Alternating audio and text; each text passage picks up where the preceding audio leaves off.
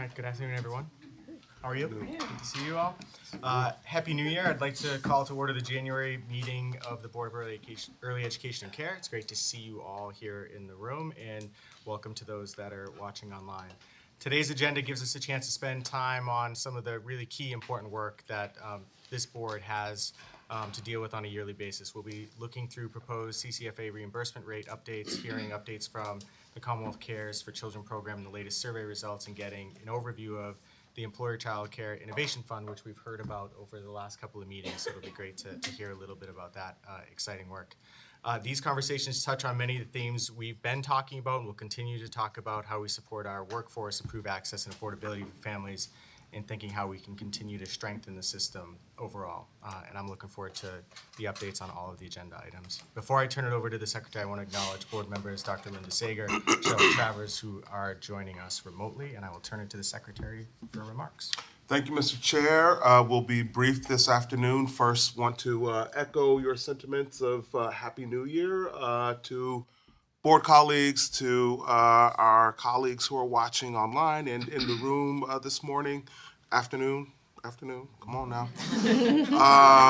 Folks who know me well know that I have a particular appreciation for the celebration of New Year. I see it generally as a time for reflection, an opportunity to think about and celebrate accomplishments in the previous year and elevate and commit to achieving new ones in the new year. As we all know, work in education is never done.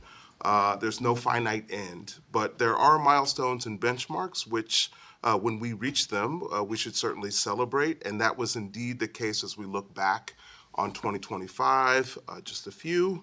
Won a federal grant for $5 million for early education apprenticeships, which remains the fastest growing sector in the apprenticeship space. Launched trauma and resilience training for early educators to support behavioral health and social emotional learning for children, and also added an impressive number of new seats, which I will know we'll be discussing later on in the agenda. These alone would make for an extraordinary year, but there are so many more things to celebrate. As I said, the work is never done, and if I can humbly declare, under Commissioner Kershaw's capable leadership, I'm confident that when we reach this point next year, there'll be additional things to celebrate. Some of you might know that on December 1st, we released the preliminary recommendations for high school graduation. The recommendations are captured in a report that I can say with great confidence is research supported and input rich. You can find it by going to mass.gov and entering the words grad council in the search field. Not to worry, I know where I am today. This is the Board of Early Education. This is why I read the words, and I still messed it up. This is the Board of Early Education and Care, not the Board of Elementary and Secondary Education, but I do want to lift up that the effort over the past 3 years has been to de-silo the work in education, to partner meaningfully across sectors, early education, K-12, higher ed. This has happened substantively, and for that I'm deeply grateful. Related, I want to publicly thank Commissioner Kershaw for attending and standing with us at the announcement of the high school graduation proposal. It served as a strong symbol of the partnered cross-agency collaboration. I also see it as reflecting the venerable words of James Baldwin, one of my favorite, all of the students are all of ours. With that, I will turn it back to you. Thank you, Mr. Secretary. Commissioner. Thank you, Mr. Chairman. Thank you, Mr. Secretary. And what a pleasure it was to join you and stand with the whole education team and members of the community. My New Year's resolution is to be as brief as the Secretary, but I'm not going to achieve that today. Apologies for that. Happy New Year to board members, too. Looking forward to the year of work ahead with all of you. I want to just briefly start by addressing the media coverage regarding the allegations around childcare in Minnesota that have spread across the country and received broader attention, including here in Massachusetts. We do not have any credible allegations in Massachusetts around our childcare system. As you know, the department has been overseeing and administering childcare financial assistance and these federal funds for decades. We are regularly audited by our federal and state oversight agencies, and we are operating in full alignment with all federal and state laws and requirements. We take program integrity very seriously. We have a dedicated team who conducts our own oversight and audits within our system, and we will continue to keep you updated. We are monitoring the situation at the federal level and any actions. We have not had any actions taken against Massachusetts, and there continue to be no disruptions in child care financial assistance operations or to our programs at this time. We will continue to follow the facts and update members of the community as well as members of the board as new information, if and when it becomes available. Some good news coming out of the federal government. We received news right at the end of the calendar year that Massachusetts has been awarded essentially a fourth year of our preschool development grant. You'll all remember this was a 3-year, $36 million grant to accelerate systems development across various parts of the agency, and we have made excellent use of those funds in building more behavioral health support, modernizing our information technology systems, responding to needs for greater investments in early literacy, and a number of other areas, including the Family Advisory Committee, which I'll talk about in a second as well. So we are thrilled to be one of the few states that were chosen for a fourth year of this funding, nearly $12 million to continue and accelerate efforts, really very much focused on our IT modernization and system building and integration efforts. And I can't be more grateful to Jocelyn Bound and the many, many folks who worked on the preschool development grant, and really to this board, because one of the reasons I think our proposal was so strong was because of the work we did around the 5-year strategic action plan. And that positioned us to be clear with the federal government that we had plans in place to be able to expend the funds, and I think that was part of our success. So congratulations to the team here, and we look forward to reporting more on that. On that strategic action plan, which you all voted on in December, it is now posted in 5 languages on our website for the members to see and also to share with our stakeholder community as well. This week, we also saw the close of the public comment period for our residential regulations, another big milestone for us. So we received a small but meaningful number of comments around those regulations. We will be reviewing those and working across agencies to review the feedback that we received. We plan to bring the feedback and revised regulations for this board to consider a vote to promulgation later this spring, likely in April. Last week, we also posted the first ever application for a statewide formal family advisory committee for the agency.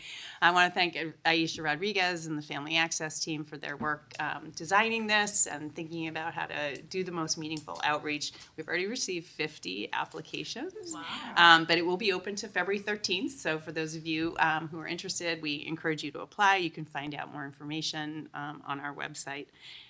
We also posted the latest round of capital grants for both our large, up to $1 million, and small, up to $500,000 capital grants. So if you're interested in applying or finding out, there's information on EEC's website about that. I want to make one personnel announcement, which is to welcome Stephanie Colomer as our new Deputy General Counsel. I don't know if she's here, no, but I'm sure she's watching. She most recently was Assistant General Counsel here at the agency, so we are thrilled that she was interested in taking on this new leadership position, and we want to congratulate her on this promotion, and we are looking forward to seeing her in this important role. Our next meeting is scheduled for February 11th. We will actually be here in Boston again, but in March we'll be back out in the field.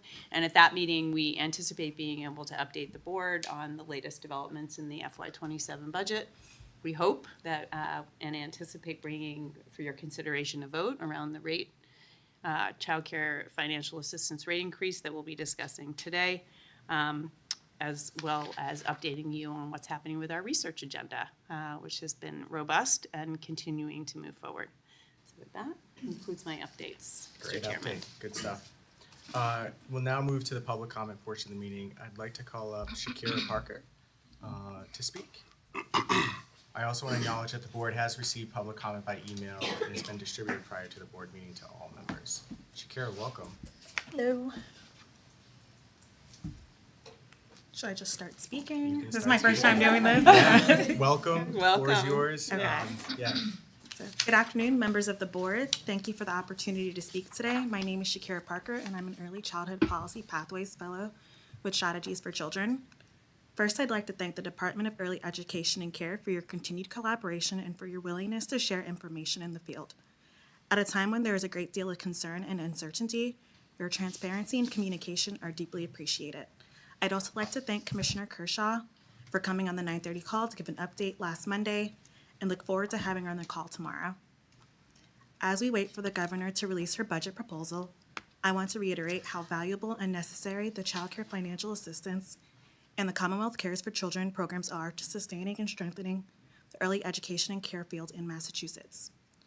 We are grateful to the Healy Driscoll administration and the Massachusetts legislature for their continued commitment to funding early education and care in the state budget.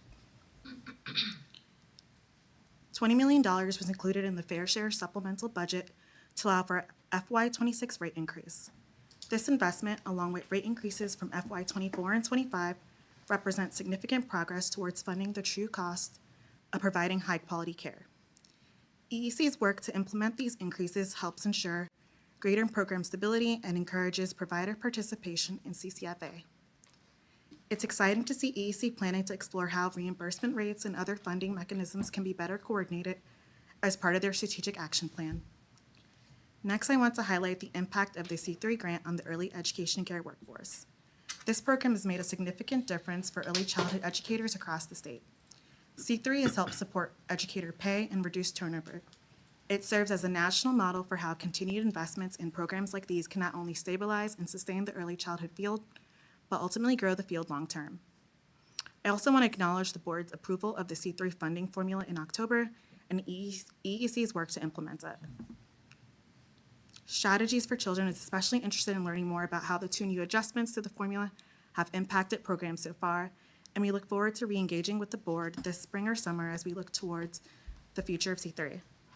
We're also thankful for the department's commitment to informing decision-making through data and the lived experience of providers. The 2025 C3 survey results are especially important because they give EEC, advocates, and policymakers clear insight into what's working and where more support is still needed. Having access to this information from EEC has been incredibly helpful in informing our work. I look forward to hearing the updates from EEC on the 2025 C3 survey. And finally, I want to acknowledge the considerable progress that has been made and the thoughtful work this board and the department continue to do. At the same time, we know there is still work ahead to ensure the early education and care system in Massachusetts is fully equitable and sustainable for the long term. Strategies for Children looks forward to continuing to partner with EEC and supporting this work in any way we can. Thank you. Thank you, Thank you. Shakira. Thank you. Thanks for being here. Is anyone else in the room here for comment? Great. Thanks, Shakira. We have one item of routine business. We have before us the minutes of the December 10th, 2025 board meeting. Are there any additions, corrections, or edits? Hearing none, I'd make a motion to approve the minutes. Can I have a second? Second. Carolyn, all those in favor say aye. Aye. Opposed? Aye. Any abstentions? George, great. The minutes of the December meeting are approved. With that, we'll jump into our agenda. Great. I'm going to invite Eric Hansen, Amy Checkaway, Ashley White, and Tyrese Nicholas to join us. Some frequent flyers up here, so I'll have them introduce themselves with their roles, just to remind each of you. But we are extremely pleased to be here in front of the board today to share our proposed approach to implementing child care financial assistance rate increase for FY26. The team will walk you through, but I'll just remind the board that we had $20 million appropriated in the final state budget to increase rates paid to child care financial assistance providers, both family child care and center-based. We have over the past 5 years, and they'll quickly look at that in the deck too, increased rates quite substantially, as well as moved away from a market-based look at how we set rates into a cost-informed way that we've set rates. We are on a journey here around our rate system that will take multiple years for us to get really truly towards the cost of care. And it will include looking at rates and C3 and other ways that we finance the system. But our team has been really focused on making sure we continue to make progress in both recognizing the cost going up for everyone in our system, as well as continuing to move rates towards the cost of care. So I think the proposal that the board will be considering today and that we hope voting on in February continues this philosophy and this research-based approach to bringing greater equity and stability into the early education and care system, at least through the rates. So with that, I'll turn it over to the team to reintroduce themselves in their roles and present the proposal. Good afternoon, everyone. Amy Checkaway, Deputy Commissioner for Policy, Strategy, and Research. I am really pleased and excited to be here today with the rest of the team to talk about the fiscal year 26 rate increase and our proposal for your consideration. Just want to comment on the fact that this fiscal year, EEC feels very fortunate to have these resources to be able to make some increases to our child care financial assistance rates. Today, we are here to talk to you about the rate increase for children and families in our center-based and family child care programs throughout the state. And I think we take this work very seriously, recognizing that these resources are both very powerful, they matter a lot, and also recognizing that they are limited and we will not be able to do everything that the data and that stakeholder input is suggesting needs to be done. And so, as was mentioned, we are on a journey and trying to be really thoughtful about both a multi-year approach and really putting forward our sort of best thinking to date about a proposal that will maximize the use of these resources and work us towards a more equitable system for families, kids, and also programs. So I think we are, again, continuing to move forward and do what we can with what we have.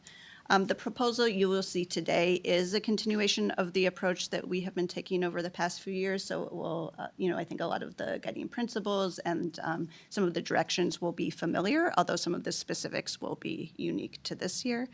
And again, just want to note, as we have been with in the past few years, we are also applying sort of our methodology and approach, I think, consistently across both center-based and family child care providers, although some of the specifics are unique given where their rates are and what the data is telling us. So we have stuck with this sort of opening slide, which I recognize is, fairly basic information, but I think is very grounding for us and for others, just to also keep in mind the big picture why of the work, what are rates, but also why do they matter. And so, as we have been discussing over the years, just recognizing that for families, our rates provide really critical financial assistance to really increase their purchasing power in the market, and that this assistance also provides families with access, in some cases, to programs that they may not have been able to access and/or afford otherwise. We also continue to recognize the importance of these funds for programs, and again, working towards our sort of dual family access goals, as well as program stability, sustainability, and quality, and that we recognize our rates provide important and necessary financial stability to programs.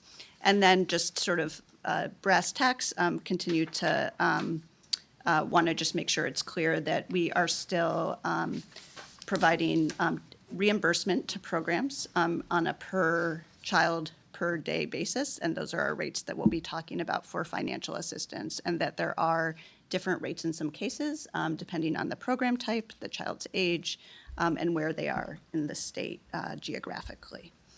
So today, I'm really happy for some of the much larger team that has been engaged in this work really over the last at least 6 months to get us to where we are today, to talk through both the priorities for our strategy this year and the details, as well as the research and data that is informing our approach.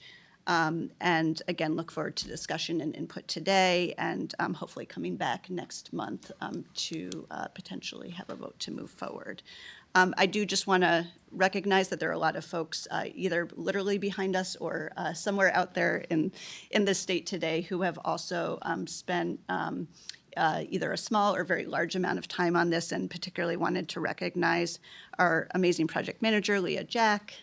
I'm going to smile at her right now, as well as our senior budget analyst, Paul Ward, who has been part of a smaller core working group. And again, there's a lot of other folks from the agency who have also provided really valuable information and insights. So I will turn it over to Eric. And if you want, Eric, do you want to take the clicker, or do you want me to deal with it? You can hold it on that Okay, side for now. excellent. Thank you. Good afternoon, Chair, Secretary, and members of the board. Eric Hansen, agency CFO, and other duties as assigned. I would Including be- our acting chief operating officer.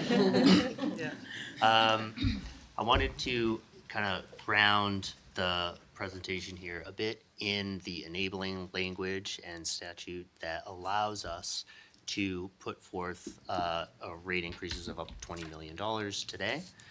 So that is what we are operating with, is a $20 million appropriation passed by the legislature through the Fair Share supplemental budget.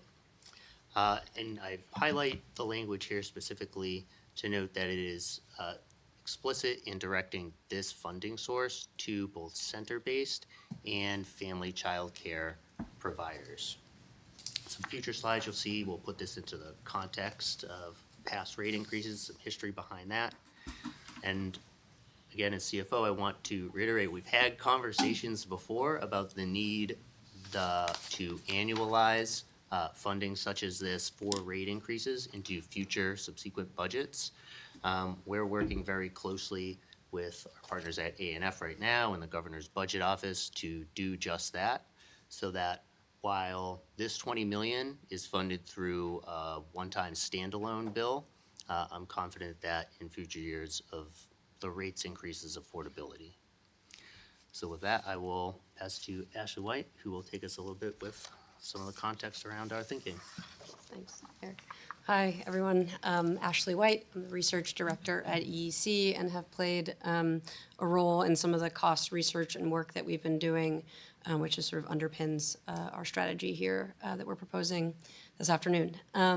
So we wanted to share just some recent context, as I think the commissioner and Amy have mentioned. This is a multi-year journey that goes back a couple years, and so just wanted to remind folks of when this started and sort of where we've been. This work started back in 2022 when we partnered with a research organization to conduct an initial cost study to sort of understand what the cost of care was per child by region, by age, by program type. And as a result of that work, created these cost estimation models, which we use for our rate setting process. We used those findings from that initial cost study to raise our CCFA rates, but more recently have really taken sort of an official stance in moving forward towards a cost of care kind of approach, as the commissioner mentioned, as opposed to solely basing rates on the market or tuition prices. And we submitted a proposal that was pre-approved to the Office of Child Care, the federal government, to officially move to this sort of alternative methodology, which is using costs as opposed to those tuition prices. And last year, you all were a part of a rate increase proposal that was sort of solely based on that cost of care. And this proposal that we're putting forth this afternoon is a continuation of that work and builds off of cost findings from 2024, which were used in that rate setting process last year. Oh, and the other thing I would just add is this process of going to the Office of Child Care and getting pre-approved and using the cost-based methodology is a 3-year process, very much like we used to have a 3-year process for the market rate studies. So it is sort of analogous to that, but is a cost study instead. Refreshing folks' memories on those high-level findings from last year. So these are cost of care findings from 2024. I think the big takeaways here are costs are increasing for all programs in all regions, for all age groups served, and costs are increasing for certain regions, for certain age groups more than others. Here we just have sort of a overview of what those cost increases looked like from 2022 to 2024.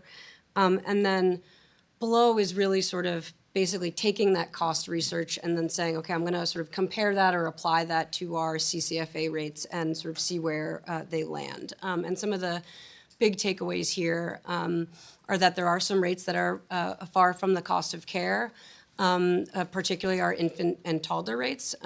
But we have, as I think we'll talk about, invested a lot of resources in recent years towards infant and toddler rates. And also our preschool rates are now below 100% of the cost of care. Other sort of highlights here is that there are some notable differences across regions that are appearing. And as you know, we have our aligned rates, Western, Central, Southeast, Metro Boston, and Northeast alone. The data is still saying that those alignment makes sense, but there are some differences appearing. And then the cost study also shows, which I think we've talked about before, that for FCCs, the costs are similar for serving a child under age 2 than for over age 2, and our over age 2 rates are sort of farthest from the cost of care. This is just looking back on these sort of historic investments that we've been fortunate to be able to make, and sort of looks at the rate increases from FY23 to FY25. And Eric is going to go into more background about sort of how we were able to make those investments and sort of what it means, what the $20 million sort of means now versus what it may have meant in FY23. But I think the big thing to sort of pay attention to here is, in some cases, because of the level of resources that we had appropriated to us over these 2 years, we were able to make some significant increases, over 50% increase, for certain rates and ages over that 2-year period. And you can see, as I mentioned, we were really sort of targeting our infant and toddler rates because those were the farthest from the cost of care. And we really sort of directed resources there. And I think this slide, as you'll probably later see, is a nice sort of setup to how we're thinking about this year's proposal and how the 20 million is a little bit different, but also how our strategy is a little bit different given the level of investment that we have been directing towards infant and toddler rates. So I believe it's back to you, Eric. We're going to play a little. Actually, I would just pause real quick to Sure. say, I think that previous slide just, we talked about the roadmap we've been on to get here, but I think this puts numbers to that roadmap. Like, it is pretty substantial investments that have been made across the board. So I appreciate that look back a little bit. Thank you for recognizing that, Chair. To that point, we have, what you're seeing here is funding levels for rate increases back to FY 2019. And in that period of time, we've invested as a state and an agency nearly $250 million to help close the gap between our rates and the cost of care. It is a journey, a roadmap, and we are making incremental progress on that, continuing with this proposal that you'll see very soon. To zoom out very far from the previous slide, what allowed us those significant increases in the from 23 to just last year were very significant investments made in rate increases. You'll see FY23 and FY24 both have $60 million or more devoted to this work. This year, we're working with that $20 million, so a more historically level, if you will, appropriation for rate increases. We can go to the next slide. What we see here is CCFA funding put in the context of our caseload.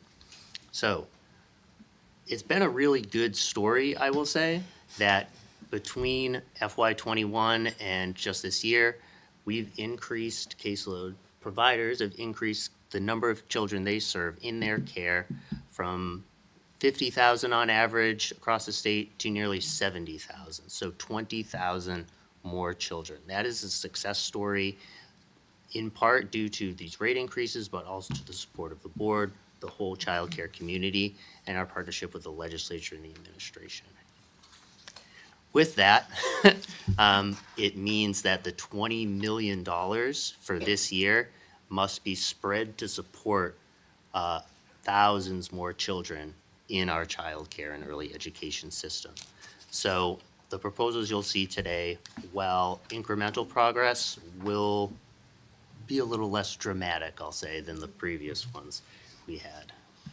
I'll just add that that includes more providers as well. So it's not just more children, it's a lot more providers as well. And so you'll see that range when we get closer to the rates. And implied in your comments, but so we're serving more children, More cost. each of them at a higher rate. So each child is costing the system more, which is good, because we're closer to the cost of care and more providers. So the distance $20 million can go, is really affected by that larger number of children, which are being served at a greater cost. So the incremental percent of increase is much smaller than we would have seen at $20 million in previous years. Very much so. So this slide that you're looking at now really just puts a bit of a finer point on it. So it's the same data in the previous slide, but in a table form. So you can see the historical level of funding for 20 million in rate increases. And we're back to that level, about at 20,000 more children today than we were in 21. So what this means for the proposals that you'll see is that we needed to be deliberate. We took our guiding principles that we had and applied them in a thoughtful manner, which I will turn back to Ashley to explain. And if I could just spontaneously insert something here.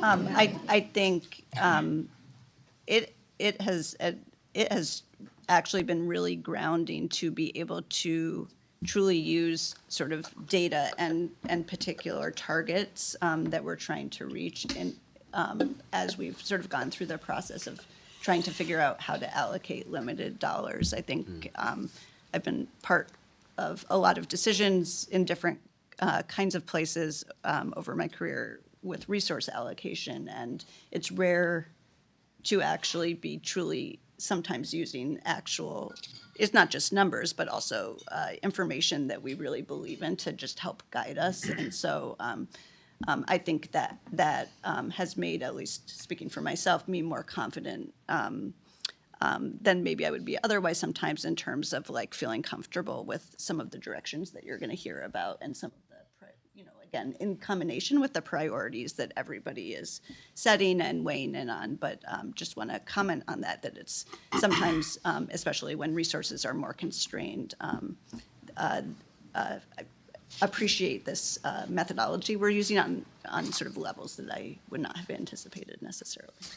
So, Which is Over a to nice, you. nice segue for this slide, which I think tries to highlight some of those priorities. And these were really the things that we kept in the front of our mind as we were trying to be thoughtful and strategic about how we distribute, the resources that we do have available. So perhaps unsurprisingly, I think as an agency, I think we've recently, over the past few years, really tried to sort of build our research and data capacity, and that has translated to how we approach our rate increases. And so we are sort of centering data-driven decisions that both, consider and think about the cost of care, but also tuition prices, which I think will be mentioned a couple times throughout the presentation this afternoon. Again, we've said this, we want to recognize that costs are increasing for all programs. The data is showing that, and we want to sort of acknowledge that through incorporating some adjustment to all the rates within our proposal. We also want to continue to pay attention to geographic equity over time, right? And really making some concerted efforts to address those concerns and really adjust the rates that are in regions farthest from the cost of care. That isn't, as we've said before, something that we can address one time. It is something that we're sort of revisiting and iterating on constantly. second to last bullet here is a short form way of saying we want to recognize the dynamics that are in the market, right? That we cannot ignore that programs charge more for preschool tuition than it actually costs in order to charge less than it actually costs for infants and toddlers. And while that is not an ideal scenario, because I think it elucidates the broken market, it is a thing that programs are doing to maintain their financial stability and support family access and affordability, and we can't ignore that. And so you will see in our proposal that we support trying to lift those preschool rates so that those dynamics don't change because they do play a role in the market and an important one. Lastly is continuing to make progress. Again, we're going to say this, repeat ourselves over and over again. It's incremental progress, right? We have a long view on this, and we have a lot of goals, and we can't reach them all at once, but we are tracking those goals over time and trying to make progress.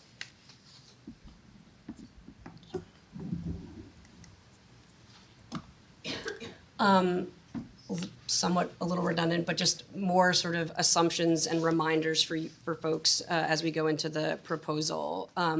So $20 million, again, another way of just giving you context into like what that figure means. It's 2% of our current caseload. We are going to maintain the regional alignment of our rates this year. As I mentioned, we did see some trends in the data, but it is not something that necessarily needs to be addressed, but is something that we are keeping an eye on. I talked about the sort of preschool cross-subsidization, the smoothing of costs. The other thing I wanted to mention is differences in our cost estimations for both FCCs and centers. That in these cost models, one of the biggest things that drives costs, as I'm sure you all know, is wages, right? Wages of educators, wages of staff. In the center-based model, the wages that sort of underpin those costs are the sort of current average wages that we collect through C3. On the FCC side, the wages are actually aspirational and that they are tied to a center-based director salary. And that means that you can't sort of compare the percent of cost that we're at for FCCs to centers, because basically what we're doing with the center-based rates is saying 80% of the cost of covering current wages versus for FCCs, 80% of the cost of covering an aspirational wage for an FCC owner of a center-based director. So just wanted to highlight that, that sort of making that direct comparison doesn't always sort of work with the way that the assumptions are in the model. But Ashley, I think we should also mention, so, I mean, there are not great cost models for family child care. It's a very unique situation for many family child care providers, how they operate, home ownership versus rental. Our researchers are doing some work, because ideally we wouldn't be kind of shoehorning family child care into a center-based model, but we'd be looking at what does it actually cost to run a family child care program and then set targets and aspirations based on that. So in the absence of that, we recognize that family child care providers are center directors and lead teachers and chief operating officers and the curriculum specialists and all of those things. So the directors seem the most appropriate, but it does sort of explain why some of those rates get us further from the up here, further from the cost of care. So we hope to over time to have research that better reflects the experience of family child care providers, and therefore more accurately reflects kind of the gaps between what they currently get and what the costs are for them to run their programs. Thanks, Commissioner. Okay. We're really making you wait for this proposal. We've got a couple more slides. I know, it seems like a really long runway right now. It better be really good. There are just this is really basic, two major components of this rate increase. We've got a across-the-board component, which we've talked about, which is an increase for all rates, all programs. And then we've got these sort of focused, more targeted adjustments based on the cost of care and with consideration for tuition prices. I think there are, pros and cons to both. I think the benefit of an across the board is that everyone gets an increase and it's recognizing that costs are increasing. Some of the cons is that it spreads those resources out and means sort of less resources to really target places that are farthest from the cost of care. And then another thing to note is that because it's a percent, the rates that are higher in nominal value are going to get the greatest increase with an across the board as opposed to the lower rate. So just an important thing to keep in mind. And then, you know, on the cost of care side, right, this is a data-driven sort of strategy, but it also means that if we have limited funding, or that because funding is finite, it means making some decisions and prioritizing where the resources go. And so not everyone is getting an adjustment above the across the board. Okay, so So close. meat and potatoes. So this is our way of trying to just show folks like what we were looking at and what sort of stuck out to us and how we sort of identified the various places that we might want to, adjust rates. And so in this table, the cells that are highlighted in blue highlight the rates that are farthest from the cost of care within that age group. So Southeast and Northeast are the farthest from the cost of care within the infant age group. The asterisks also add that is a rate that is both farthest from the cost of care and below median tuition. And that was just an identifier for us to sort of try to pay attention to. Because I think you all sort of understand the importance of making sure that not only do our rates support sort of the cost of providing care for that child, but also can compete, so to say, with the market so that we can incentivize and make it financially viable for programs to accept CCFA. So the things I want to call it here is the preschool rates. As I have mentioned, historically, the past few years with the significant dollars that we've had, we put a lot of effort and resources into boosting our infant and toddler rates, which was the sort of prudent and wise choice to make at that time. But sort of since, our preschool rates have now fallen below 100% of the cost of care. And that is concerning because of the sort of smoothing costs thing that I talked about, which is we need to recognize that programs charge more for preschoolers to subsidize the cost for infants and toddlers. And if our rates don't do that, then their ability to smooth costs for families becomes more and more challenging. And so that's just a big thing that stuck out to us. On the FCC side, our over 2 rates are farthest from the cost of care. And then our Metro Boston region was far from the cost of care and also below median tuition. And the Northeast underage 2 rate is highlighted here because it is far from the cost of care compared to its other peer rates in other regions. So if I'm remembering off the top of my head, that rate is at like 80% of the cost of care, and the rest are closer to like 87, right? So there's some distance that's happening there that we wanted to sort of take note of. So these were some of the things that we identified that then led to our proposal. So all rates are going to receive an across the board. It's a 0.5 percentage point, which averages out to 40 cents per day. And with averages, that means that some get a little bit more and some will get a little bit less than that on average. Our proposal really focuses on the cost of care adjustments for the preschool rates that have fallen below the cost of care.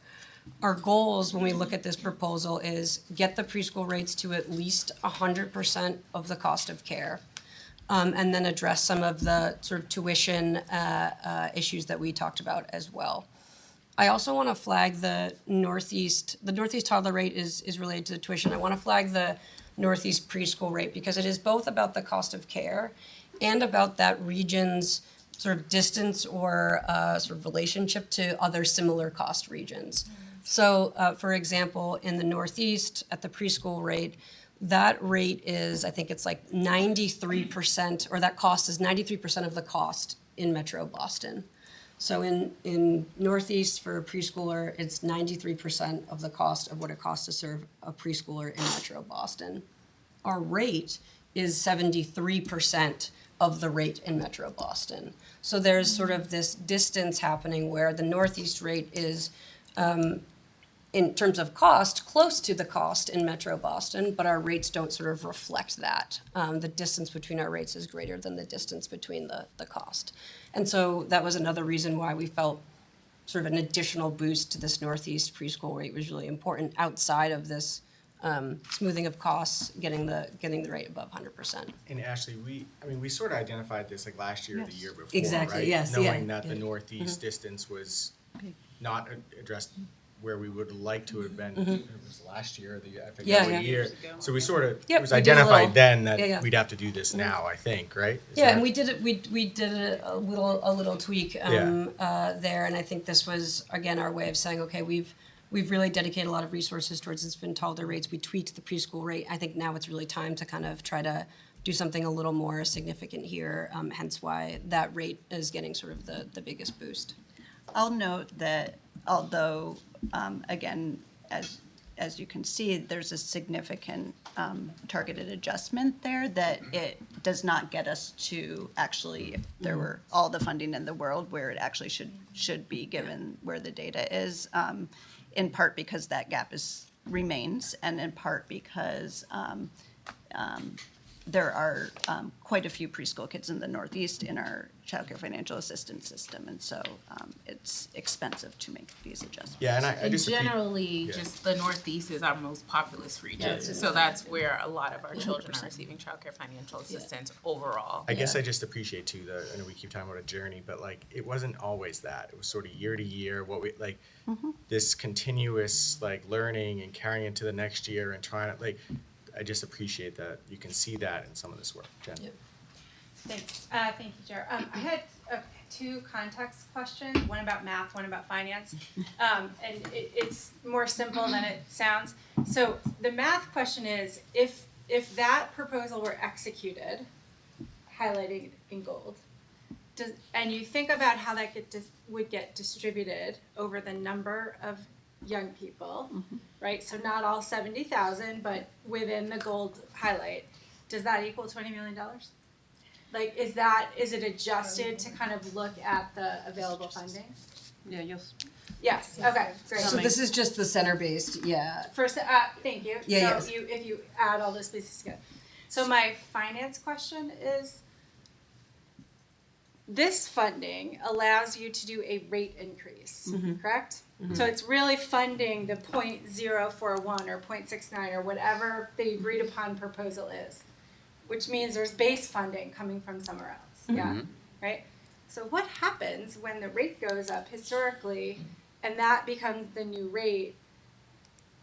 Does that get baked into the base funding? You know, I'm sure that's Excellent extremely question. complicated, but I'm trying to contextualize Yes. 41 cents, not a lot of money. But if that all adds up to $20 million, and then you're incorporating $20 million into base funding, different conversation. So I'm just trying to put the pieces together. Do you want to go back for a That's the second? annualization. Sure.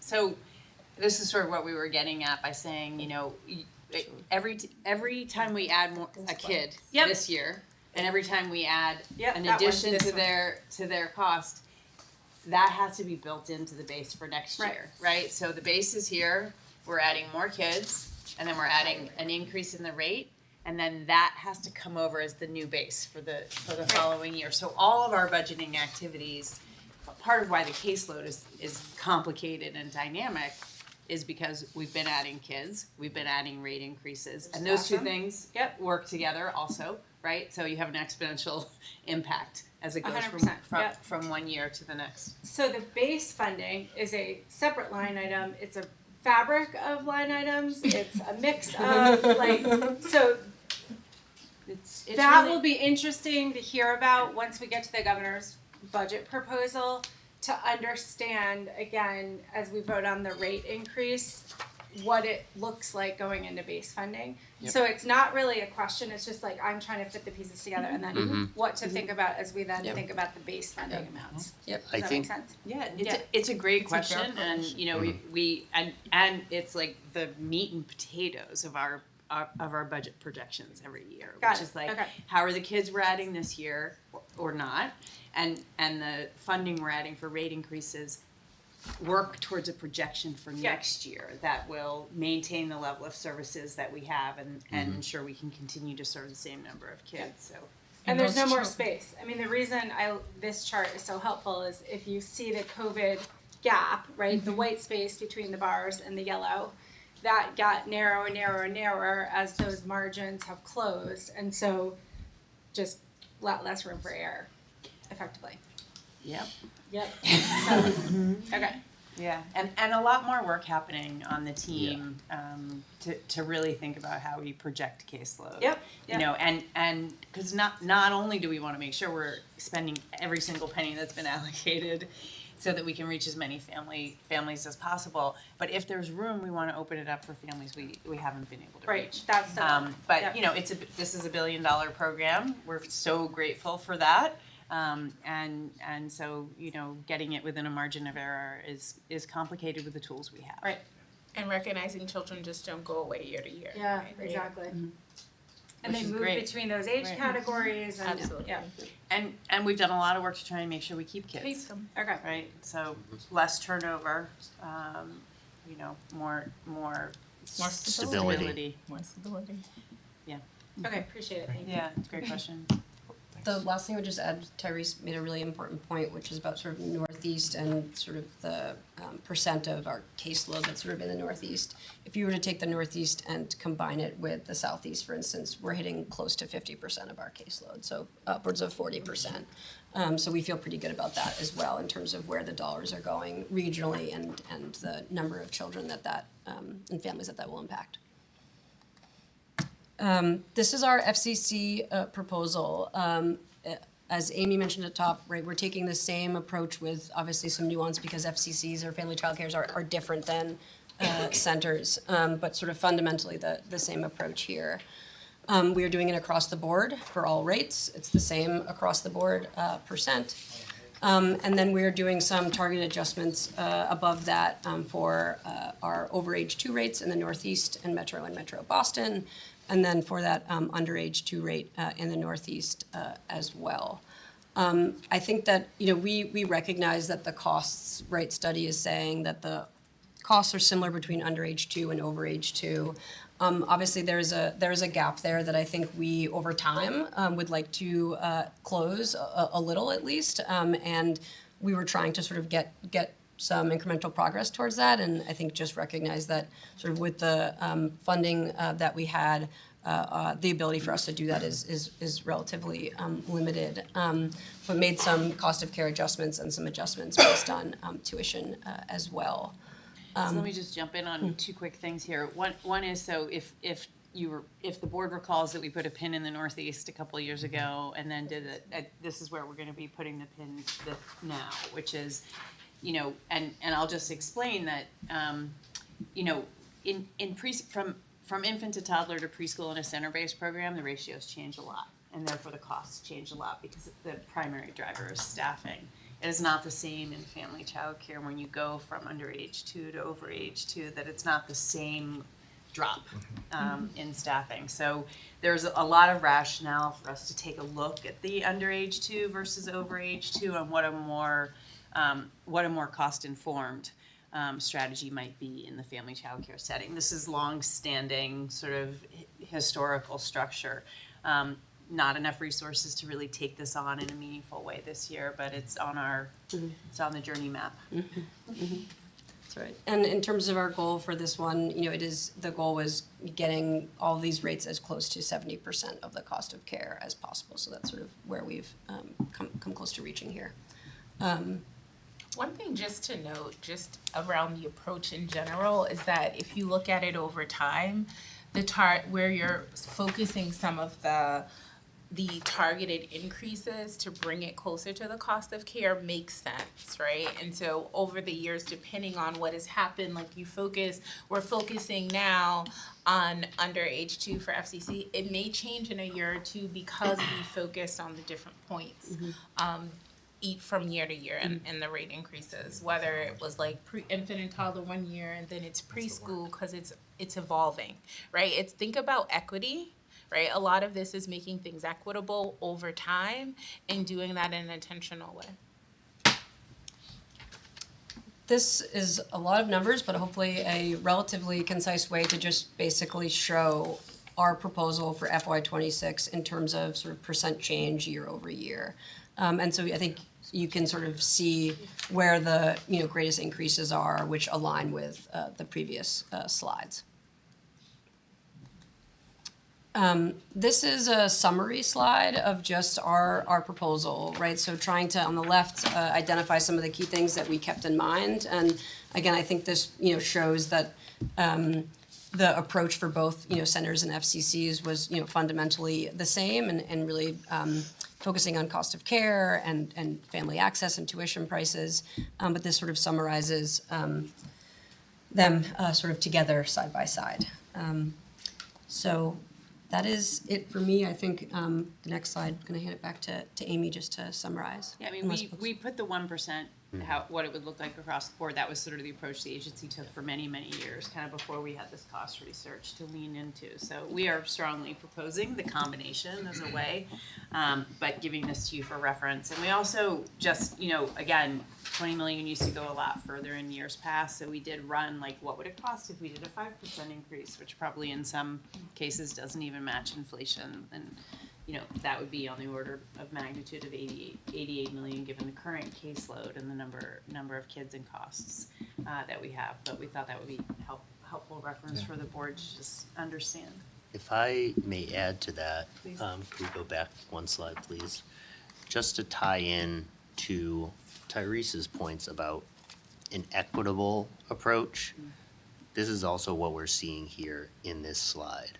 The comparison of our proposal, which is focused on a longer term, a long time horizon, on equity and reaching cost of care in different areas of the state. Whereas there is an equal proposal, which is the across the board, but it's much less nuanced. Thus, our recommendation for the proposed longer term, if incremental approach. And this takes into consideration families and providers, right? Families need to know that are receiving child care financial assistance, they can have access to similar programs as families who don't have access to child care financial assistance. And programs, they want to be able to support all the children in their community. And so taking this across the board approach for cost of care in the middle makes sense for not just the families, but for the providers, and taking a holistic approach to the way that we're managing our system. I mean, it also, though, just reflects the stake in the ground that we made years ago to change the way that we do this, right? So consistent with that theory of action that we talked about back then, which is going to take some time to kind of fully realize. And Paul, it aligns directly with our guiding principles. Yeah, yeah.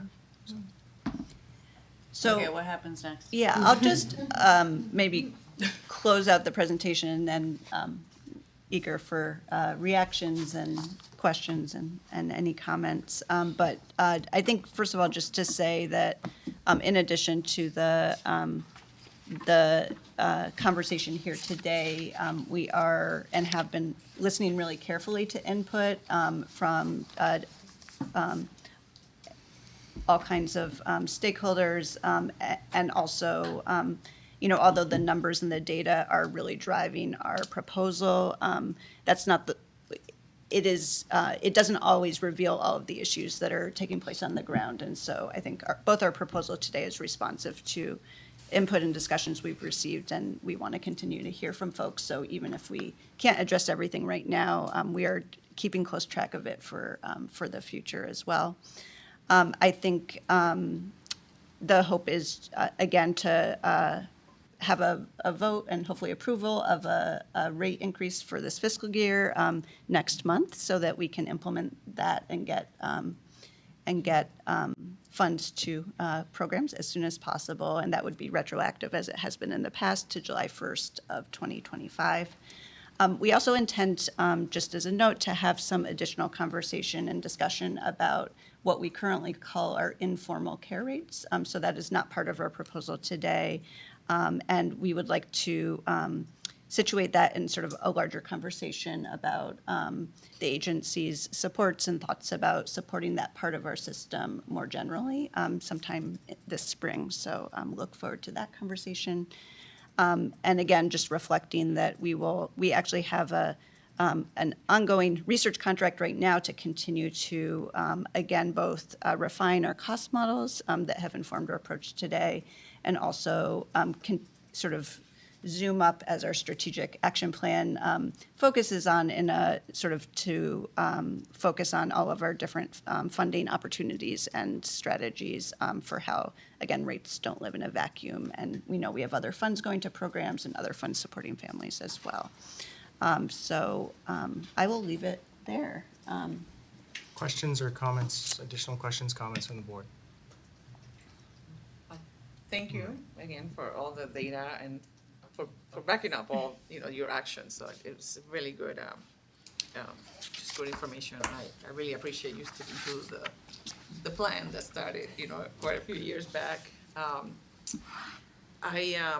EEC fund increases, it's what most organizations use to fund the cost of living increases for their staff members and their teachers. And so there seems to be confusion in the field, though, for family childcare systems. And, can we talk a little bit about how systems specifically, because again, the providers do get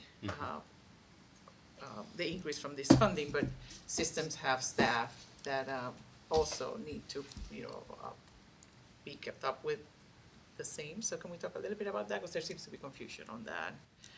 Where does the funding come in for those? So I'll start, and if Terry, you want to add, or others want to add. So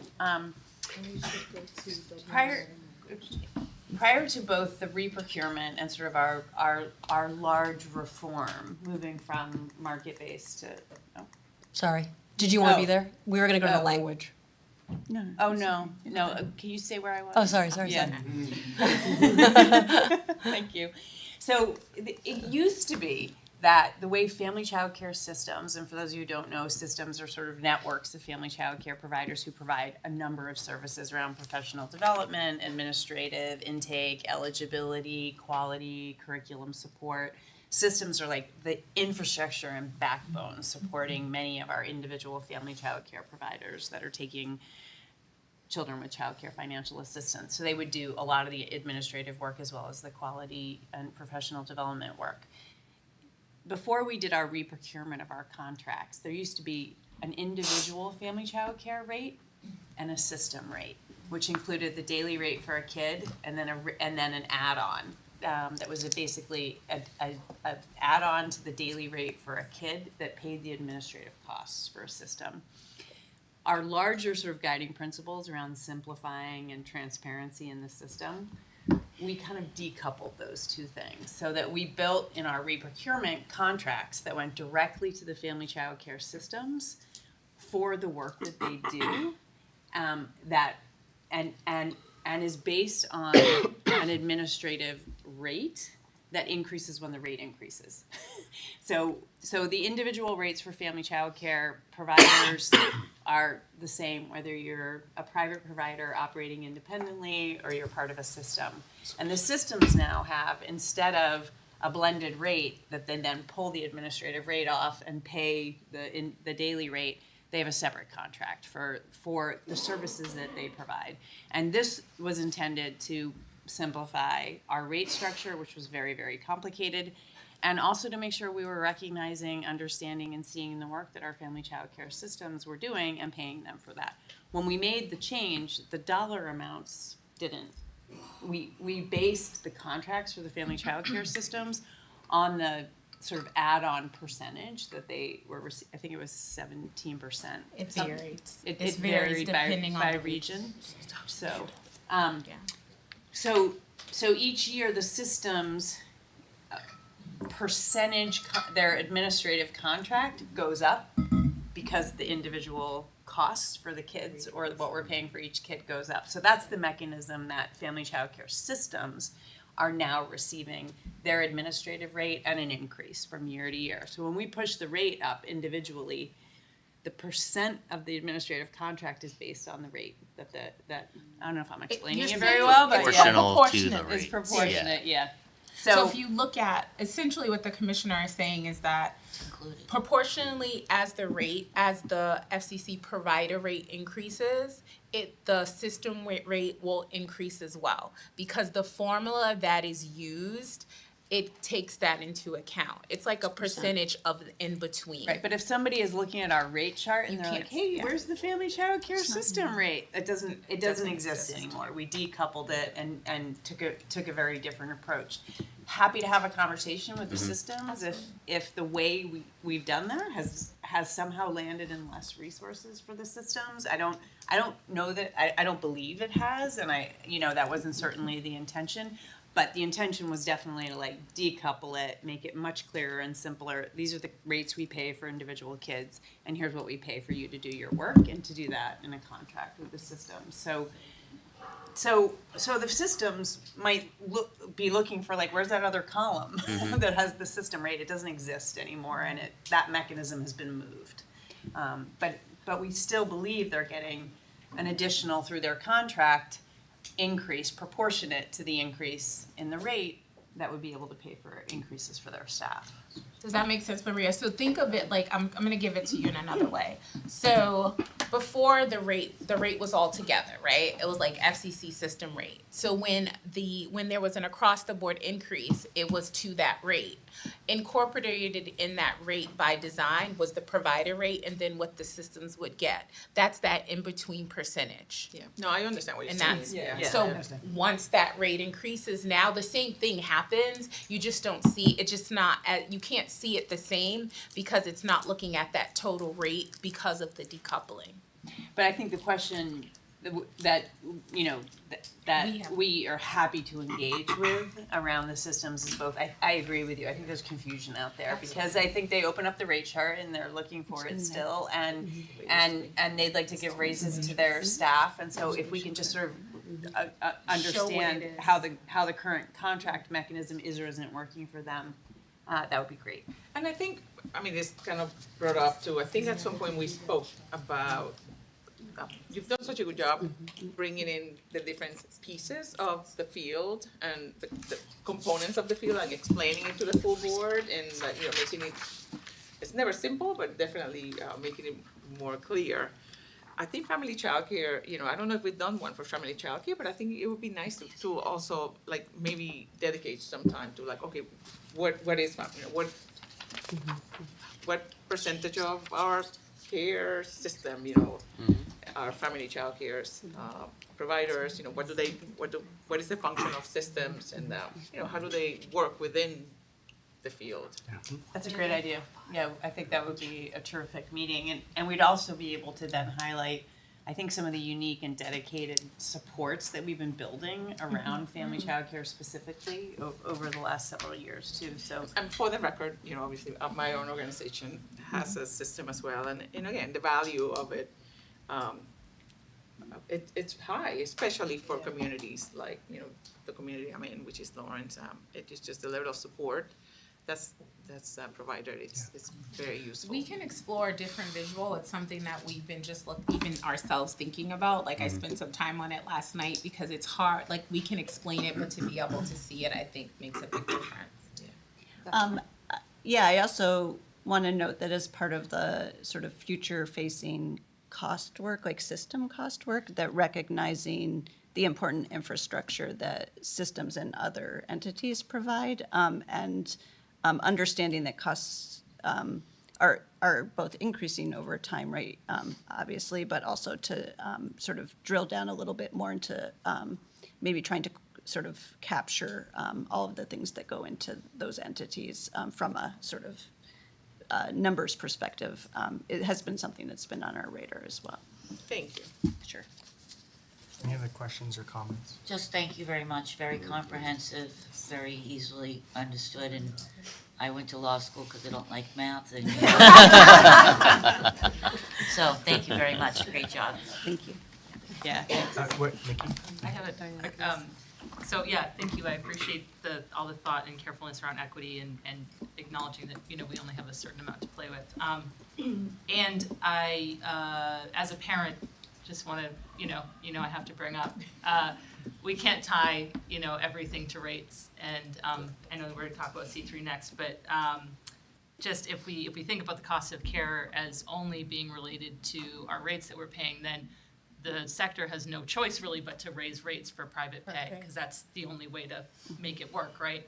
most kids are not getting subsidies, most kids are, you know, private pay, and so just want to be really careful that we don't set all of our sights on the rate structure as where we're heading for paying for the cost of care and considering it alongside things like C3, which I think can stabilize the sector and potentially, you know, have the potential to not have those rates be going up for private pay families as well. Yeah, thank you, Nikki. I appreciate that, and that's something that is certainly on our mind. And when we talk about sort of that longer funding strategy, thinking about how C3 can be married with CCFA or CPBI or other funding sources is certainly at the center of that for that very reason. Yeah, and like how do we tell that story to the field and help people to kind of understand that that's sort of, you know, that they're supposed to work together. It's not, you know, these separate things. Yep. Yeah.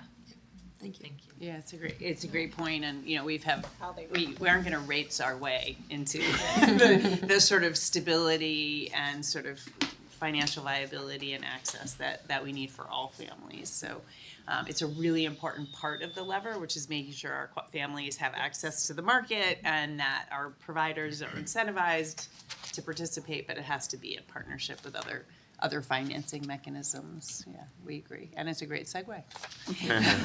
Thanks, guys. Great Thank job. you. I have a one more. Sorry. Sorry. I just want to highlight that I think you all have painted a really powerful, data-driven story from multiple components, right? Like we have all of you representing different facets of how the agency works in front of us.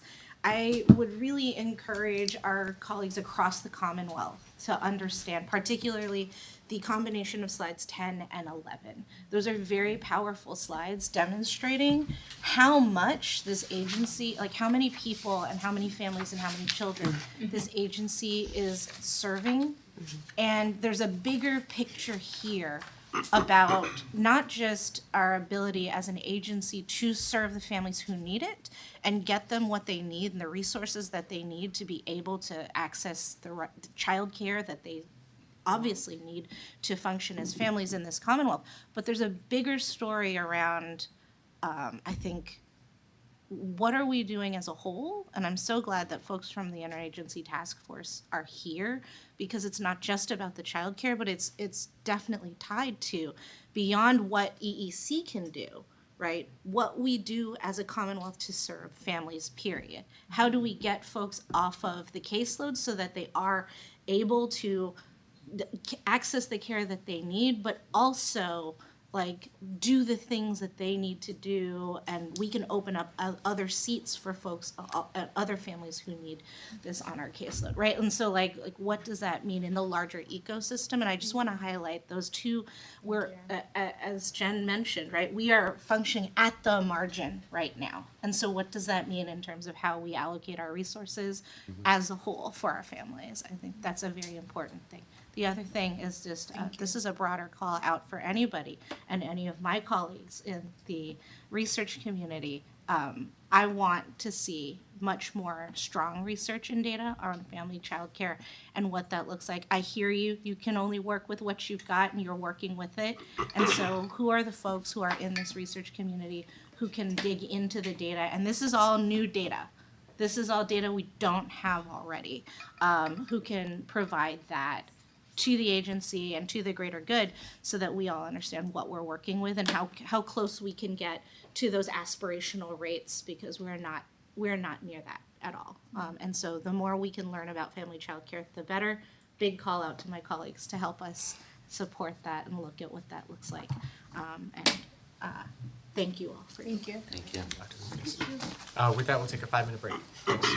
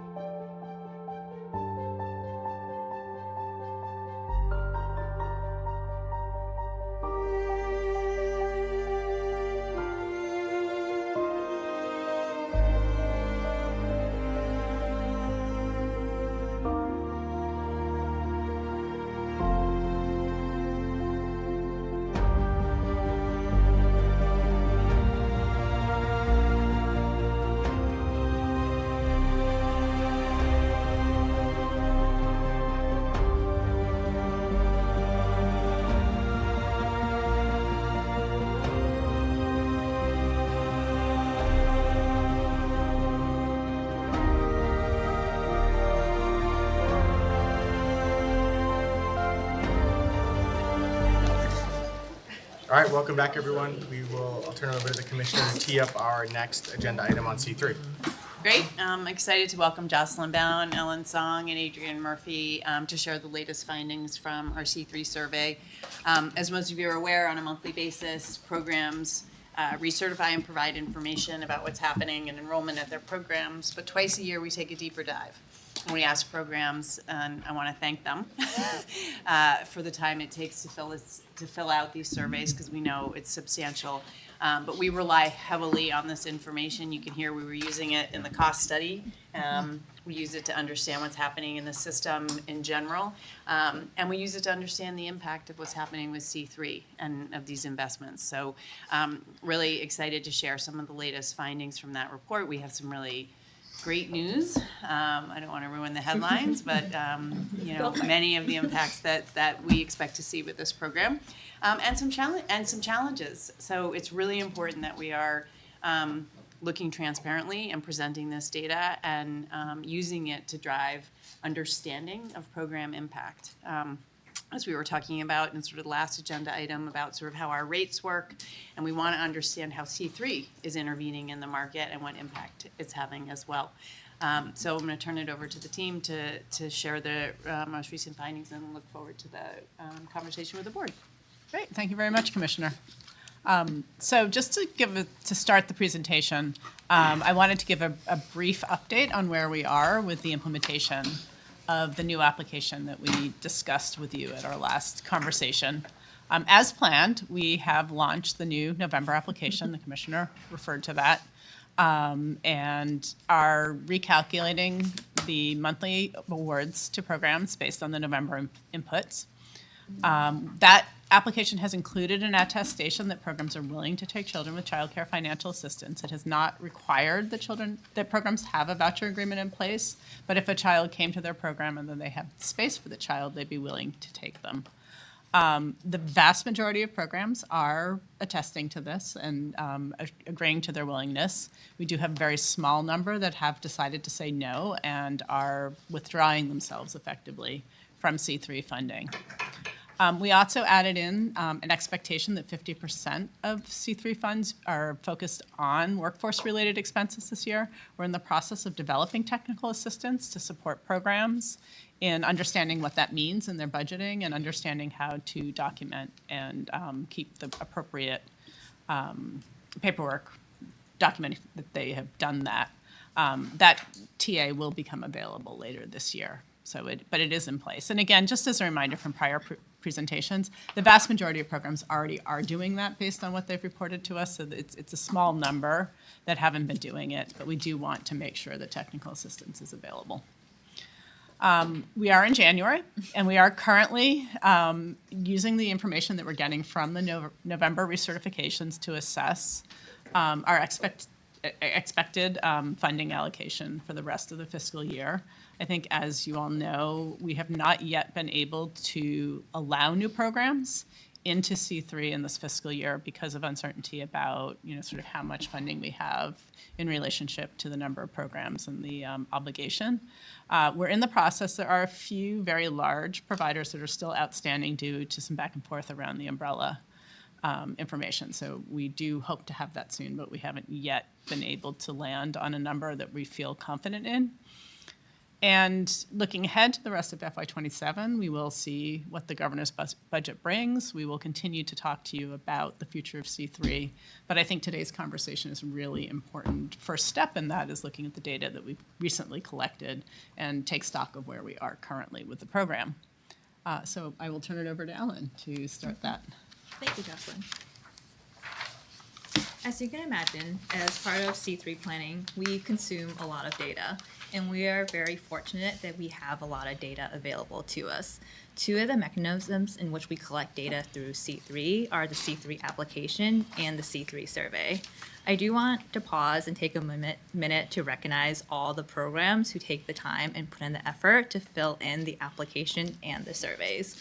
Without them, we would not be able to be here today to share the insights that we do have. And as you've heard earlier, the C3 data not only feeds into our ongoing analysis of C3, the program itself, but to other areas of EEC. As I've mentioned, the C3 application, that the programs fill out monthly in order to receive their C3 funds. Twice a year, they fill out slightly more questions. For example, last November, when the application set their monthly, their static monthly amount.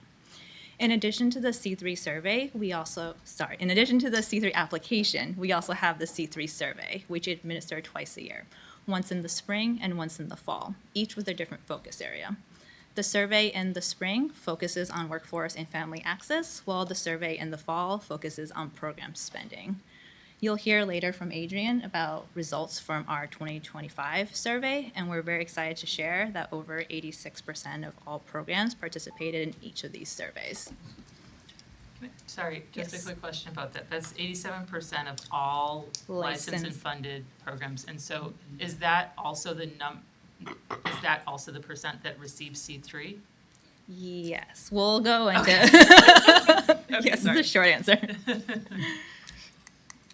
As part of the impact and to understand C3 supports, a lot of that data helps us understand different areas in which C3 continues to support our programs. I'll talk a little more in depth about how we're seeing C3 supports come through in program and system growth. And then we'll also talk about our early education workforce in terms of stability, and then how C3 supports tuition in terms of family affordability. When we talk about program and system stability, we like to start by looking at the number of programs across the state. We're very happy to report that the number of programs continues to grow statewide. If I draw your attention to the green line at the top of this graph, that represents the total number of licensed and funded programs across the state. You'll see that there's a healthy increase year over year for the past few years. And in a recent 12-month period, we were able to add over more than 400 programs across the state, which brings us now to more than 9,000 programs all across the Commonwealth. That increase in the number of programs also translates to the increase in the growth of capacity, or the number of seats available to children and families. Again, if you focus on that green line at the top of the graph, that now represents the total capacity. And again, you'll see that same shape where there is a healthy increase year over the past few years. Similarly, in a 12-month span, we were able to add more than 7,600 seats, which brings us now to a total of more than 260,000 seats across the state.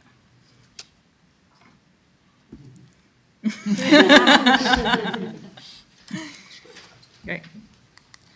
So how does all of this growth fit into the context of C3?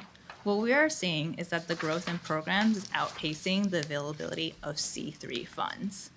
If we take a look at this graph, the red line represents the number of programs participating in C3.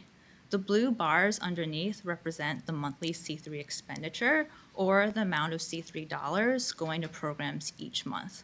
What you'll see here is since the inception of the C3 program, those blue bars try really hard to keep up with that red line, essentially until it can't, which is why you'll see that valley right around July of 2024, when, as you recall, we unfortunately had to adjust and decrease monthly funding to programs in order to stay within our annual appropriation of $475 million. The blue bars come back up and kind of reach this steady level in November 2024 when we introduced the formula that we currently have in place, which the board voted on in last October. If we focus back on that red line, if you remember back to the green line, the previous slides, you'll see that this red line looks strikingly similar to those green lines, which is good to say that generally over the past few years, around 90% of programs have participated in C3, up until recently, where we've seen a decline of 6 points from 90% to 84% in the programs participating. And this is related to not being able to allow new programs to participate in C3, which unfortunately we have not been able to do since July of last year.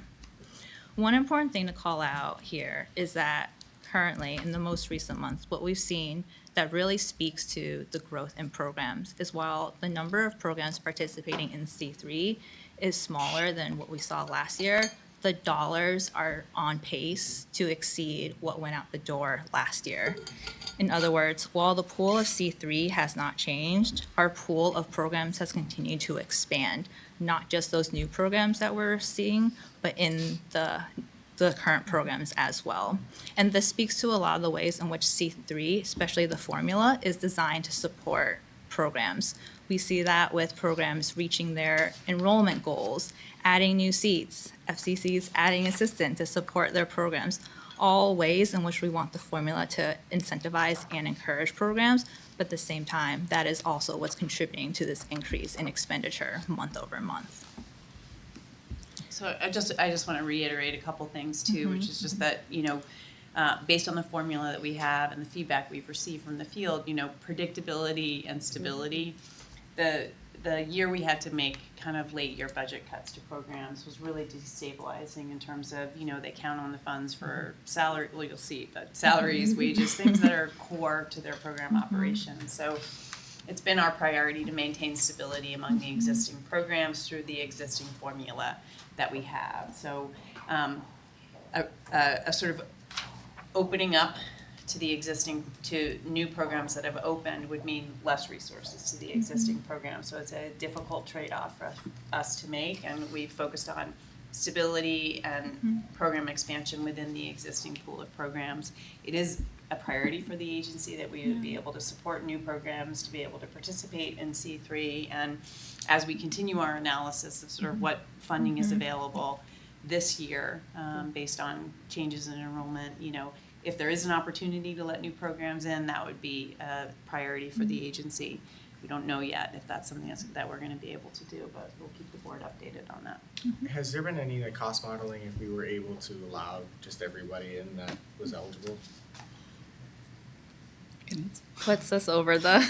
No, I'm sure it Yeah. does. I'm just, is it, we're at 475 now, does it make it 675, does it make it 515? Like, I'm just trying to understand like what that, if we were to open it up. what Yeah, gets it brings to. us, the estimates that we did when we were sort of budgeting for this fiscal year, or sorry, thinking ahead to next fiscal year, brought us up over 500. Yeah. Yeah, we have the same. I'm just trying to relatively Yeah. understand the, Yeah, how much are we talking yeah, about? yeah. Similar to what It's around 509, I think. CCFA was talking about, the annualization. Yeah, It's not just yeah. thinking about this year, but we think about a multi-year plan, carrying those programs forward. Okay. So, wonderful ways in which C3 continues to support our programs. I'm going to turn it over to Adrienne to talk about some more of those supports. Great, thanks, Ellen. I'm going to spend the rest of the time on C3 today walking through data from the two surveys that Ellen referenced, the surveys in the spring and the fall of 2025. Before we dive in, I want to echo the gratitude that others have shared for the programs that took the time to fill out these surveys, and also add on to that gratitude to our research partners at Boston University who helped with much of the analysis here. And then also the work of the data analytics team who really pulled a sort of all hands on deck effort to put these slides together today. So grateful to many folks for the And work we're here. grateful for you. So I'll start, Ellen sort of laid out the framework earlier, but I'll start by talking about how the survey supports, or how the C3 supports the workforce, and then talk a little bit about how C3 continues to support family affordability. I'll also say that we've included a number of slides from the survey in the appendix because we want to really keep today's conversation focused and be cognizant of folks' time. But I will try to reference in the presentation places where there is more data in the appendix for folks who are interested in digging in more deeply. And in that spirit, I'll start by saying, before we kick off into the workforce section, there is some more data in the appendix, a few slides, both with data on the size of our workforce, which is also available on our key performance indicator dashboard, as well as the results of some survey questions that asked programs about other roles beyond educator roles that they employ in their programs. That's helpful for EEC for a whole bunch of work, including our cost work. So I want to flag that those slides are both in the appendix before we get started. I'll start by talking a little bit about what we learned in the fall or August survey about how programs are spending funds. And we saw in the survey that overall, center-based programs report spending almost 80% of C3 funds on workforce-related expenses in FY25. That includes 71% of funds on salary and benefits. And we'll look more in detail about that workforce spending in future slides. But I'll flag that this is up from 77% in the fall of 2024 and 75% in the fall of 2023. So not only are workforce-related spending the highest category, but it's also increasing over time. We asked these same questions of family child care programs, and here we saw that FCC spent almost 90% of funds on compensation, professional development, and occupancy-related costs together in FY25. I just would like to note that in some cases, for family child care programs, the expenses, the sort of space expenses, which often it takes place in a family child care program's home, as well as the provider salary beyond the assistant salaries, may represent what's sort of left of program revenue after paying for other operational expenses here. And we've changed the way we've asked this question slightly over time, but these numbers that you see here for FCC expenditures are similar to what we've seen in past surveys when we've asked about how programs are spending C3 dollars. Digging a little bit into the ways that centers are spending C3 funds, we sort of cut the data across a whole host of program characteristics and found that programs are spending about 80% of C3 funds on workforce compensation across different program characteristics. So this is pretty consistent across whether or not a program accepts childcare financial assistance and serves children with childcare financial assistance, across Child Opportunity Index or COI levels, that programs are overall spending sort of similar proportion of their funds on the workforce, and in all cases that's sort of hovering right around 80%. We also looked at what percentage of programs are spending at least half of all funds, C3 funds, on their workforce. Since, as Jocelyn mentioned, that's an expectation that we're working towards in C3. And we found that 80% of centers are spending at least half of C3 funds on the workforce, which, as Jocelyn mentioned earlier, indicates as we're setting these expectations that they're expectations that most center-based programs are already meeting. And then finally, we also found that more than 1,800 centers spent funds specifically to raise wages. So we asked all programs who reported spending funding on salaries and benefits, whether they were using that money to raise wages rather than sort of cover existing wages. And 1,800 programs reported that they were using those funds to raise wages, really highlighting the impact of C3 on wage increases. Which is a good segue to the data that we have been collecting about educator wages over time, where we can really see the impact of C3 on compensation. So this data is actually not from the C3 surveys. It's from the application data that programs fill out twice per year in those longer applications. We asked programs about the number of educators that they employ by role, as well as the wages of the highest and lowest paid educators by role, and we track this data over time.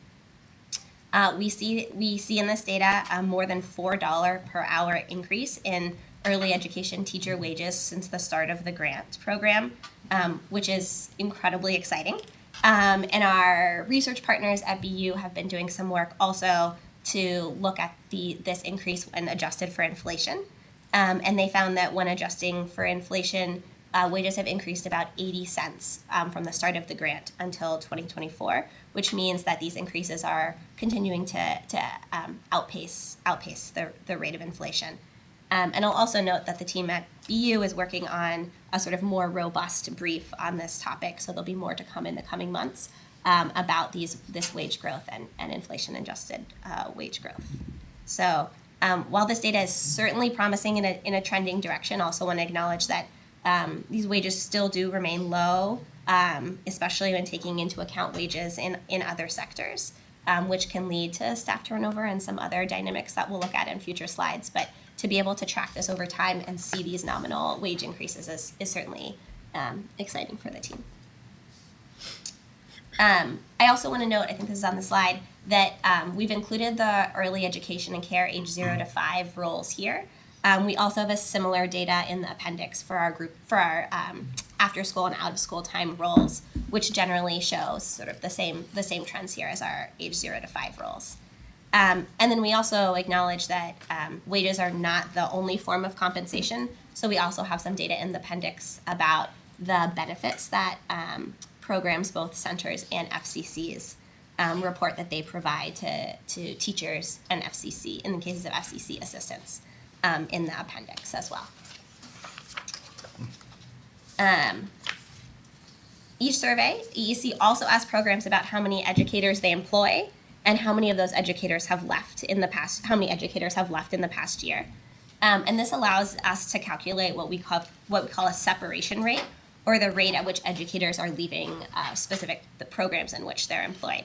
So we're looking here at separation at the program level. So if an educator leaves Center A and takes a role at another center across town, they are counted here in the separation rate, although they're remaining in the early education and care sector writ large.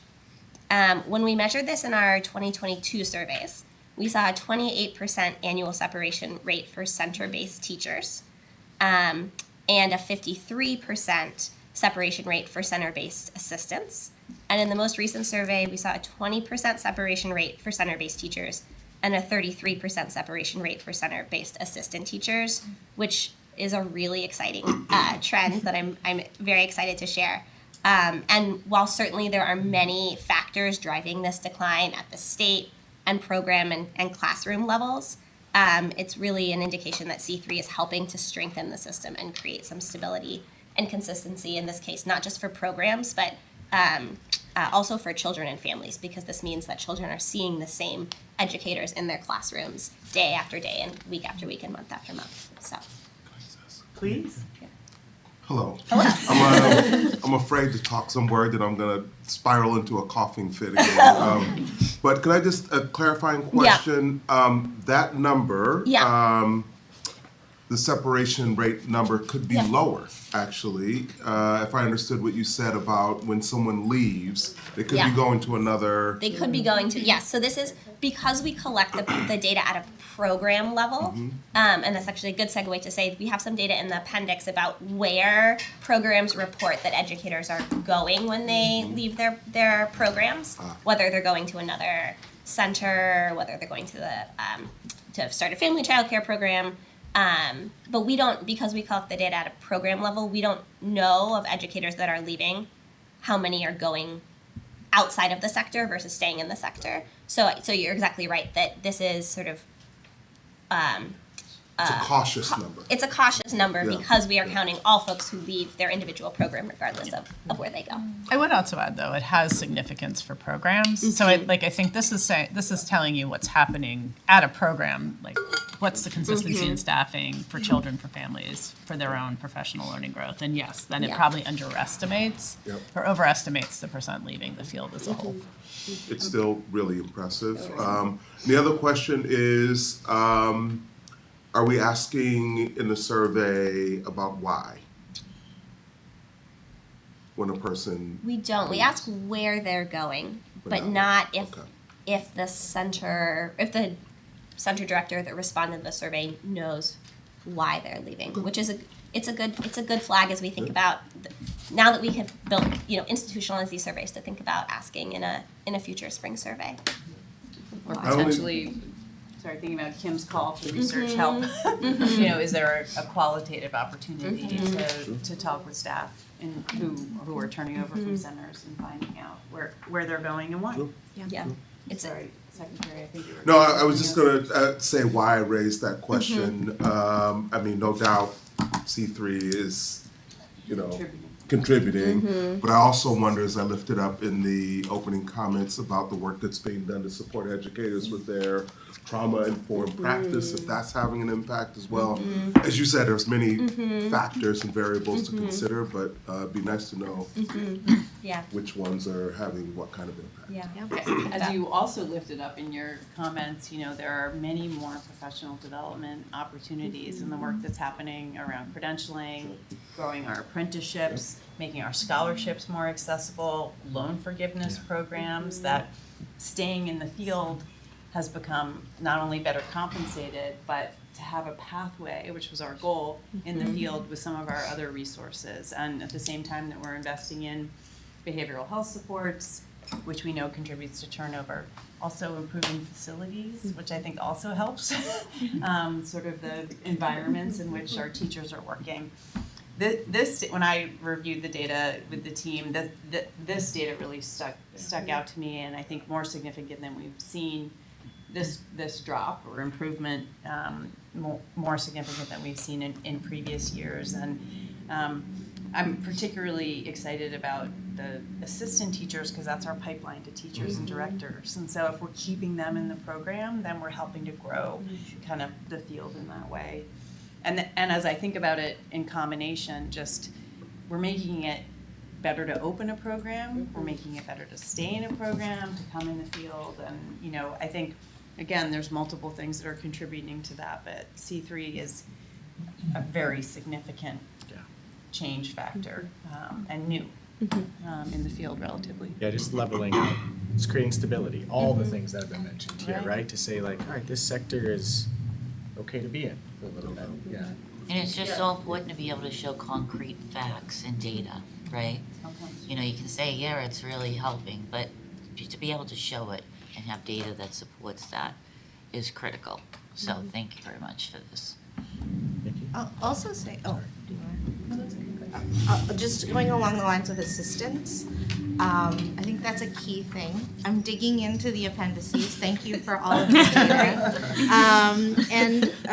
On slide 57, I think it's an important thing to raise that, like, when it comes to non-wage benefits in compensation, you see a rise. And like, there's so many folks who are on par with each other, at least relative within the field, except for family child care providers themselves. And what's fascinating about this is like, I'm gonna nerd out for a second.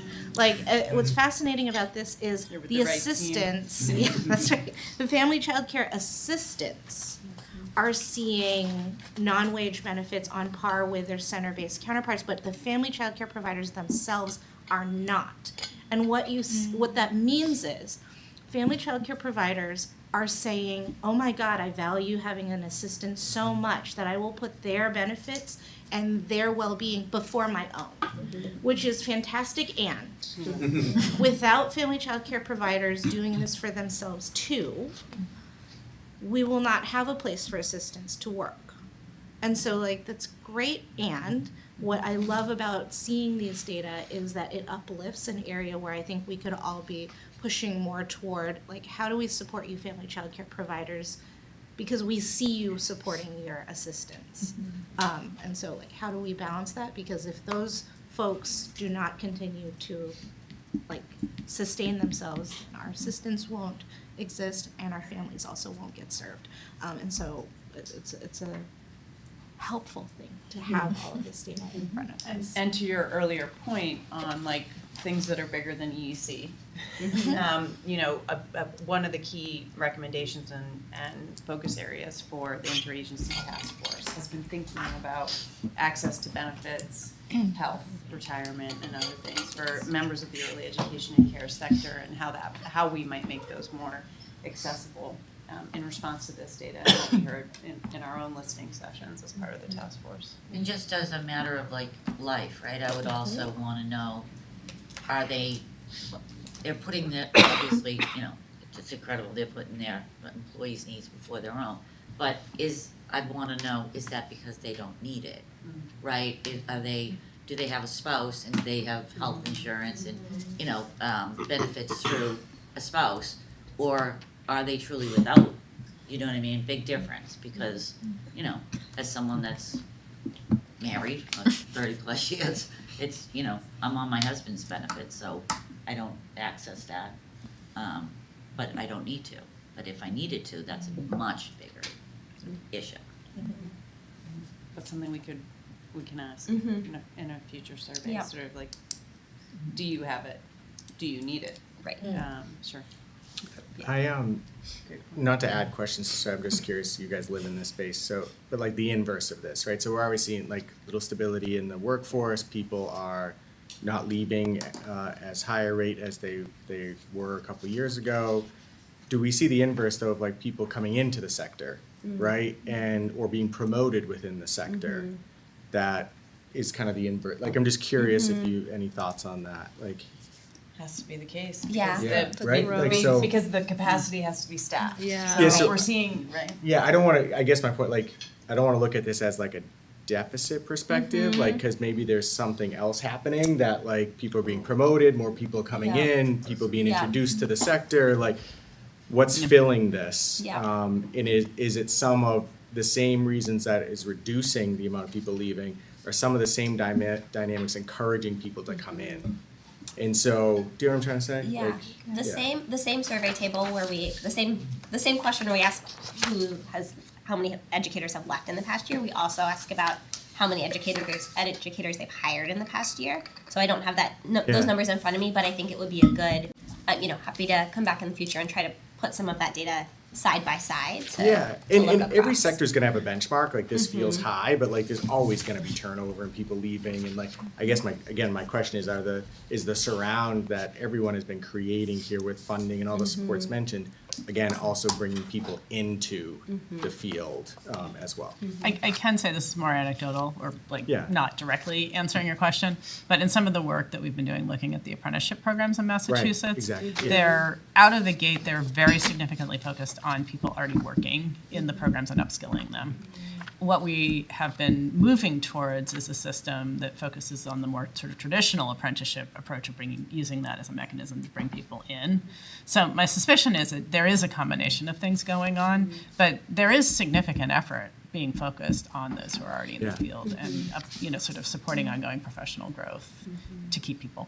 Yeah, and my last thing would be like, if there is like some knowledge of like some type of benchmark that says like, in this sector, 10% of people leaving their roles is sort of the acceptable or anticipated norm. And that's why we feel like this is really high. Like, what is that benchmark look like?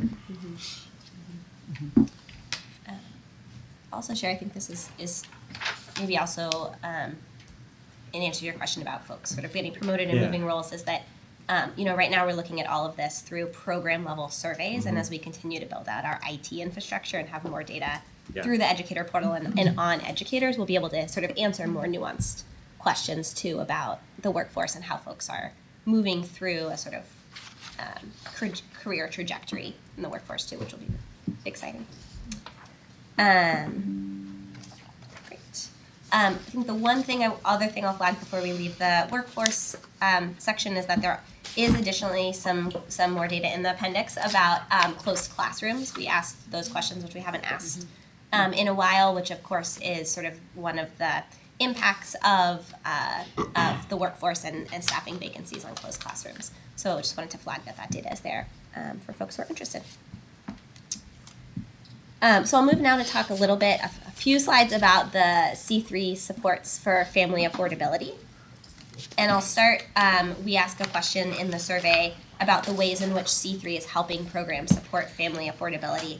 And overall, more than 75% of programs reported that C3 funding has impacted affordability for families and their program in some way, with almost half of programs reporting that it has allowed them to delay planned tuition increases. This percentage is pretty consistent with the last time we asked this question, which was in the fall of 2023.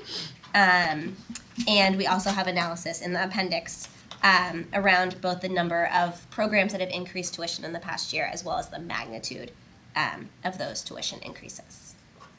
But we're seeing overall very high rates of programs reporting that C3 is helping them support family affordability. And then lastly, we also asked questions in the survey around ways that programs support families in affording care outside of childcare financial assistance. And we see overall that more than 90% of centers and almost 2/3 of family childcare programs report providing some sort of financial assistance to families outside of EEC's childcare financial assistance system. with the most common types of assistance being reduced tuition for educators and staff and for siblings, as well as temporary tuition breaks, either based on family circumstances or family income. These top categories are pretty consistent with what we've seen in the past. So I think to wrap things up and overall, the data continue to trend in a promising direction, especially the data on the increase in educator wages and the decrease in educator separation rates, all while programs continue to support affordability for families. And I'm happy to answer any questions about these slides as helpful. Any questions from the board? No question, just a comment. Yeah. As I was reading the data, I am wondering, and I'm sure you're thinking about this about more than I was, how is the vouchers not being available impacting, the pace of classrooms opening, or, like it's a little bit of a counteracting force to the benefits of C3.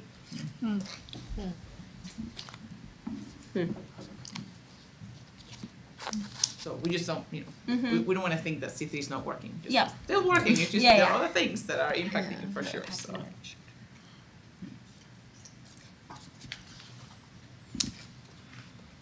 Any other questions or comments from the board?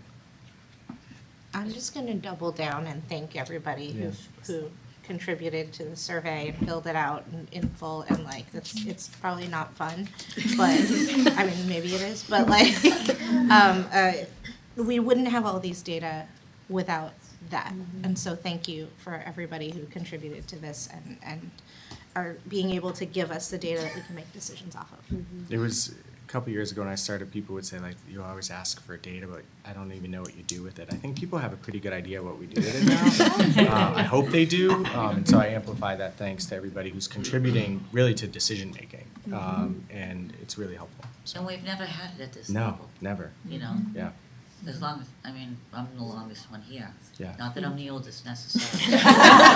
But we've never had this type of data before, and so it's incredible to be able to, make decisions on it, but also then to use it to advocate for things that are needed by the agency. So, thank you. Great. Thank you. Thank you. Okay, I'm gonna invite.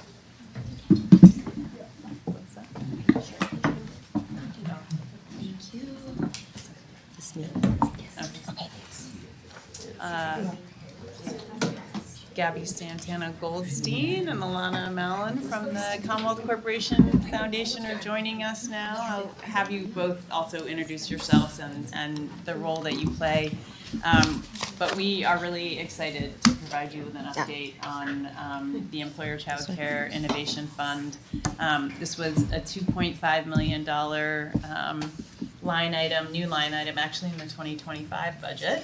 And we've been hunkering down to try and figure out how to really, really leverage that amount of funds to learn as much as we can about how we engage employers in supporting their own employees' childcare needs. And I just want to call this out as a real example of the benefits of the interagency task force. I think there was a time in the past when this line item would have been at EEC.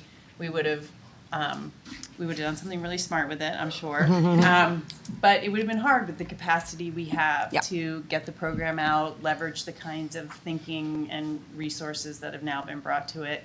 And through the sort of relationships and expectations set through the task force, the idea is go across state government and find the people that can do the thing you don't do well. You stay in your child care and early education lane and find the people who have the employer partnerships and know how to work with employers and engage them.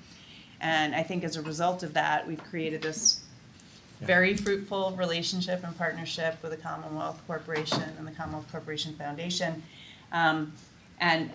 And I think the result will be that we're able to turn this small amount of funds into an incredible amount of learning and understanding about how we effectively engage employers in the childcare system writ large, but in particular around supporting the needs of their own employees with childcare. So turn it over to you two with that. Thank you so much. Thank you so much for having us today. I'll reintroduce myself. My name is Gabby Santana Goldstein.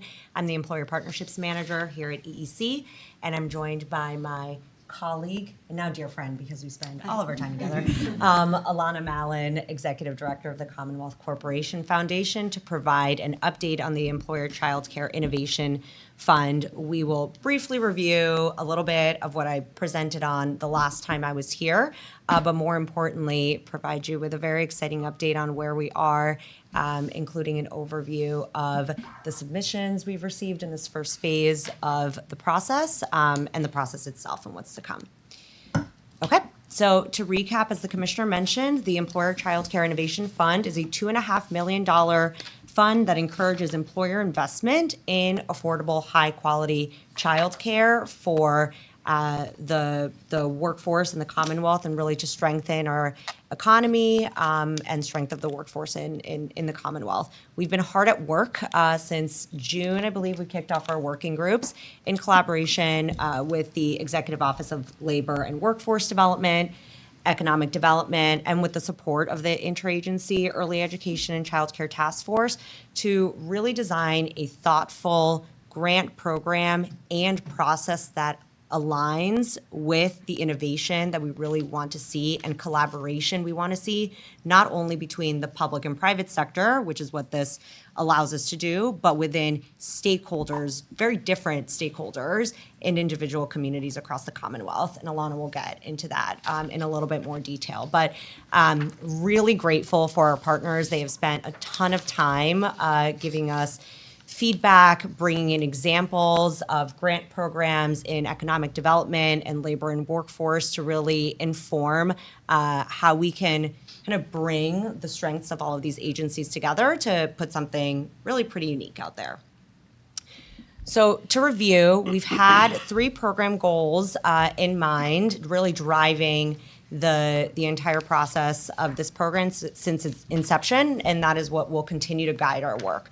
So the first is to incentivize employers, of course, to advance family-friendly policies for their working parent employees. The second is to expand access to affordable, high-quality childcare for working parents. And the third and final is to expand capacity in the sector itself. I've included a few bullets of the program description here. It is by no means exhaustive. I think because of the unique nature of this program, it is rather complex in terms of what we put out there, but at the same time, we really tried to keep it broad in terms of the ideas and solutions we want people bringing forth. But some of the, I think, key criteria that are important for this group and those on the phone to know is, first, this is a competitive matching program. So $2.5 million from the Commonwealth matched at 100% by the grant awardees. So it is $5 million in total. That can be a combination of cash and in-kind contribution. As we have noted publicly in the request for the expression of interest, those who can demonstrate a greater weight towards cash contribution itself will also be weighted more heavily in our evaluation.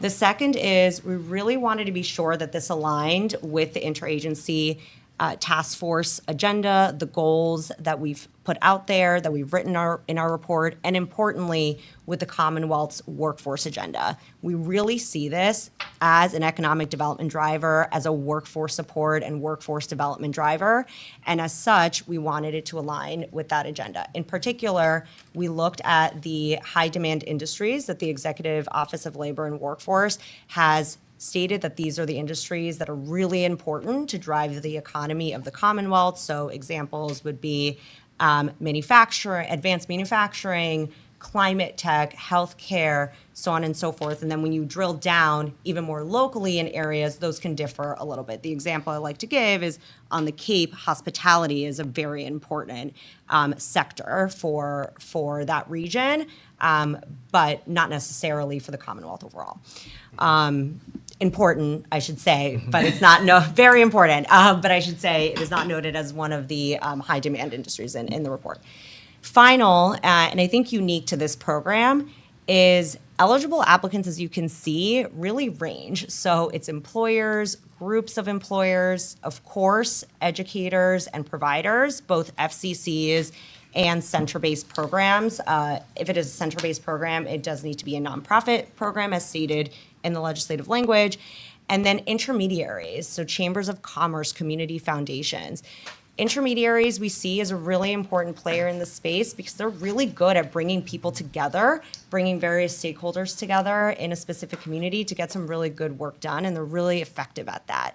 And so by allowing kind of these different groups of applicants to come to the table, we're really encouraging the nature of partnerships in these applications. We're really looking at, it's, like I said, it's $2.5 million, so it's going to be, we're going to award 3 to 5 awards across the state that will be executed or implemented over the course of 2 years. And so we're really looking to go deep on the ideas that are brought forth and really see what can be scaled and replicated across the Commonwealth and not just stay, while it, I think, starts local, we really want to see what we can broaden to the Commonwealth at large.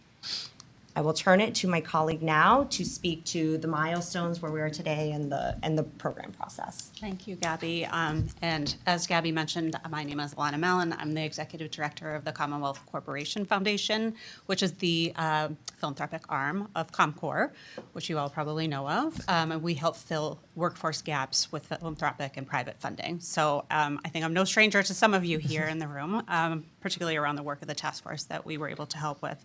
I was saying earlier that I am a longtime listener, first-time caller, so it's exciting for me to actually be here. But thank you to the Secretary, the Commissioner, and the whole board for having us here.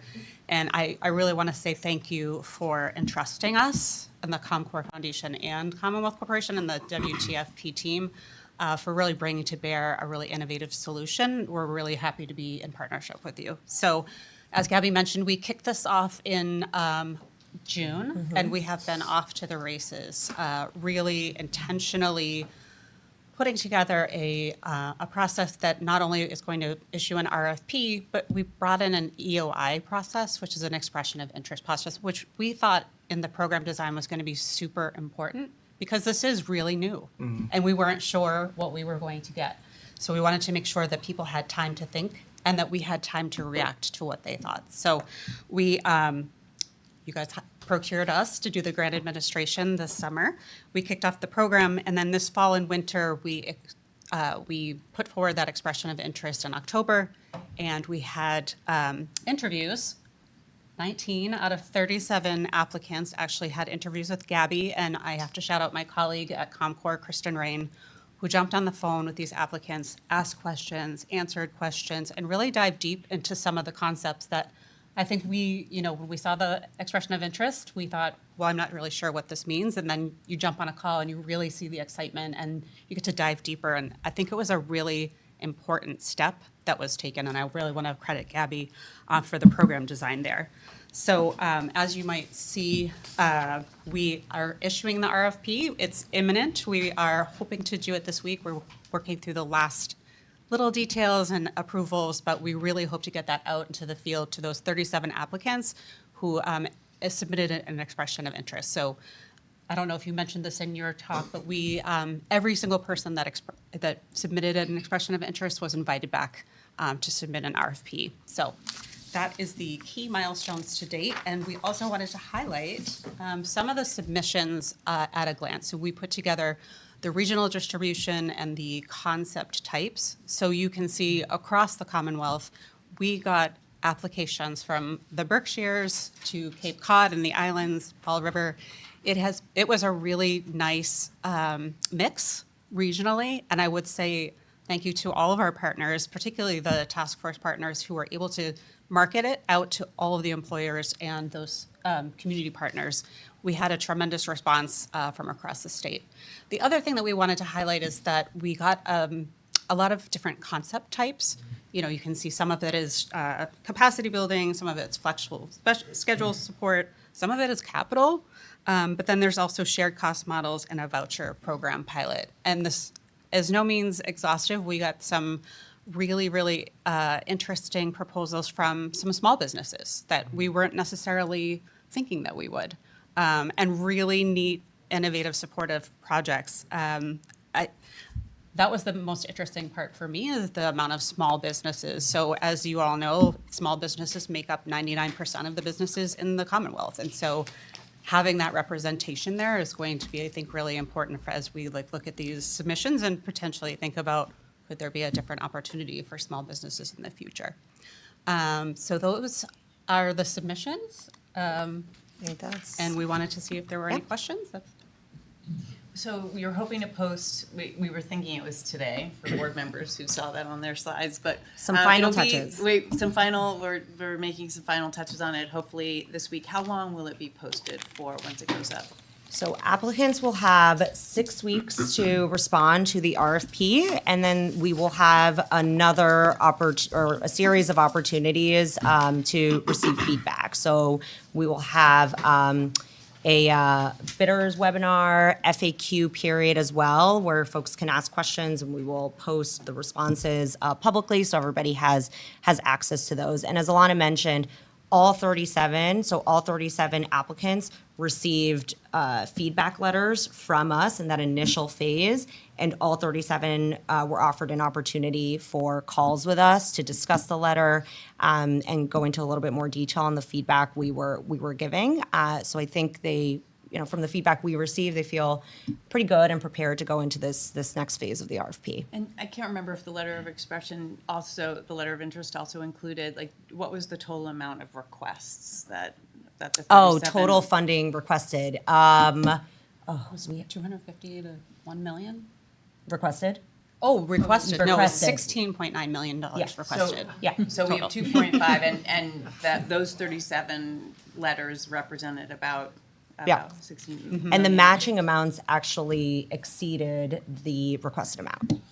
And how Which is many interesting. proposals are we anticipating awarding? After 3 to we 5. evaluate? 3 to 5. At 250,000 to $1 million each. And can you just tell the board a little bit about what our expectations are about how we're going to engage with the awardees once they're on board in this pilot? Yeah, absolutely. So we will have a community of practice that will meet quarterly. We feel that it's really important to share learnings, particularly because this is a pretty small, intimate group of awardees. And I think we can really learn from one another.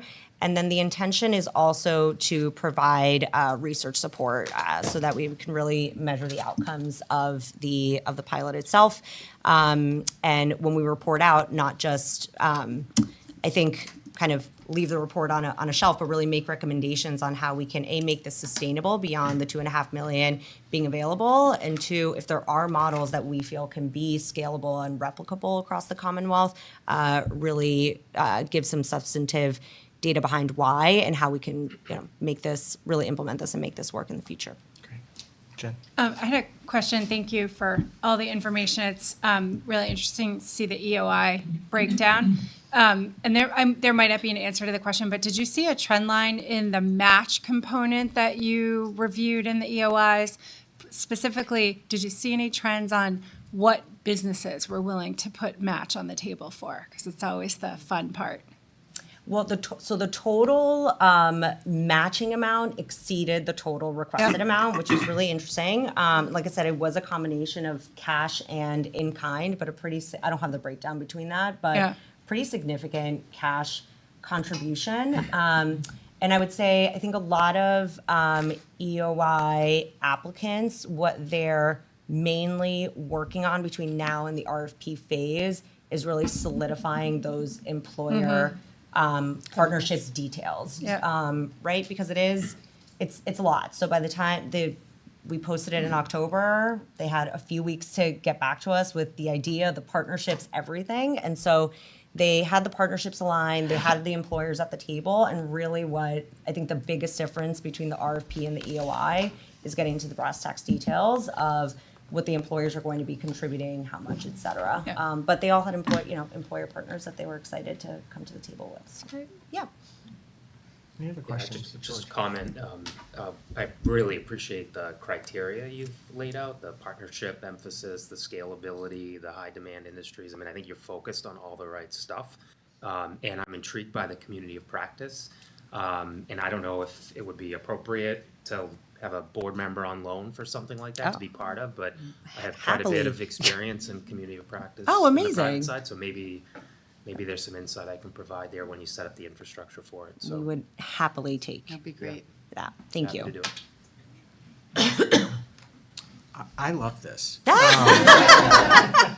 Because it actually makes me think back a little bit to like when we did capital grants for family child care centers, right? We were overwhelmed with the amount of response, and this is a different scale.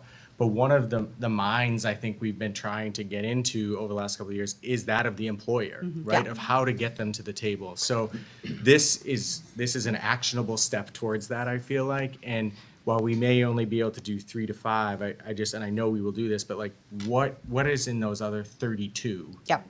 Right, that we can learn from, that we could maybe redirect to Yes. to other folks and other programs that the state may offer through the task force mentality and bringing the whole of government to this work. Like, I just think it'll be exciting to kind of watch this to see what we learn, because it is a sector we wanted to partner with, and so.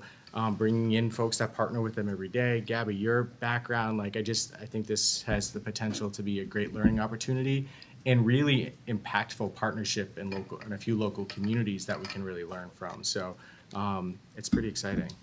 Thank Yeah. you. We think so too. Yeah, no. I mean, we're modeling this. It's a little CPPI, right? Like bring people to the table. No, I mean a little bit different, but it's not siloed, right? Yep. Like none of this stuff happens in a silo, and we're modeling just bringing lots of, and it's hard, right? Because we all have different motivations to come to it and reasons why, but hopefully this is again an actionable way that we can get different perspectives at a table to learn from and maybe model some really good behavior, because there might be some people out there that are saying, I don't really know I'm intrigued, but I don't know what to do. Totally. And, we're pretty soon going to have 3 to 5 examples of like what this could look like in communities across the state. And so I think it could be the beginning of something pretty neat.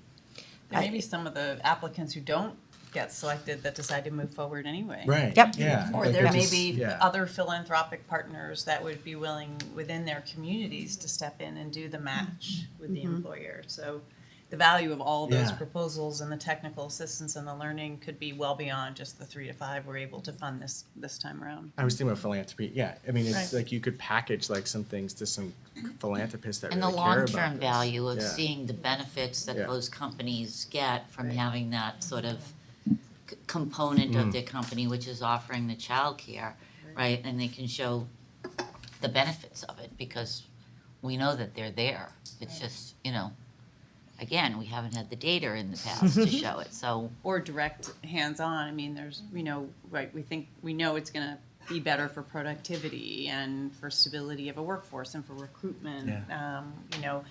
But now, hopefully, we'll be able to demonstrate that in sort of real concrete ways here in Massachusetts with Massachusetts employers. Yeah. More data is coming. I will say appendices I am coming. very intrigued by the small business, like what types of innovations might be that could be really interesting. Yeah. There were small business, individual businesses. I will say, I mean, from the folks we spoke with, it was almost as though they had just been waiting for this opportunity to come, and they were ready to go. And I think I'm grateful to the commissioner and the legislature for allowing us to be open and broad in how we solicited ideas. That really was the intention of this phase. And if we're lucky enough to put a program out again, we can take these learnings and be more specific about what we put out there. And maybe the employers who, as Chair Balsito mentioned, kind of want to do this. I don't really know. If we can give them a playbook, then maybe they'll be more, they'll be more intrigued. But these kind of earlier adopters, I think, are folks who've been thinking about this for a while, have just been waiting for the opportunity. And I was totally blown away by the interest. Yeah, we've created an entry point for people that didn't know how to enter, right? Yep. And so, How to engage. Yeah, and how to engage. So really, really important. An opportunity to get data, though. This solidifies a small precedent there is out there that childcare is not only on EEC's plate. Absolutely. It's really, it's responsibility of society and it's part of our infrastructure. So I think it's gonna be key how we spread the word and like talk about the data and the results we get and who's participating. If Yeah. we can get some big players too participating in this, it's like, how can we spread the word? It's like, hey, they're doing it, they're getting good results, I wanna do this. Totally. So, Healthy super competition. exciting. Thank you. And if I could just add one thing to the small business piece, it was really interesting. In the applications, you really could feel that the small business owners, they felt when their employees did not have childcare, accessible, affordable childcare. Like if you're 10 people in a company and one person has to cut their hours or leave or can't come back after a maternity or paternity leave, that you feel that it reverberates through the whole entire organization. So the small businesses, that was a big piece of it that I wanted to lift up here too. That's great. Thank you. Any other questions or comments? No? Gabby, thank you. Alana, Thank thank you for you. being here. Thank you for your partnership. Thank you for having It'll be us. exciting to follow this and learn together with you guys. It's Thank awesome. you very much. Thank you for having us. Thank you. Thank you.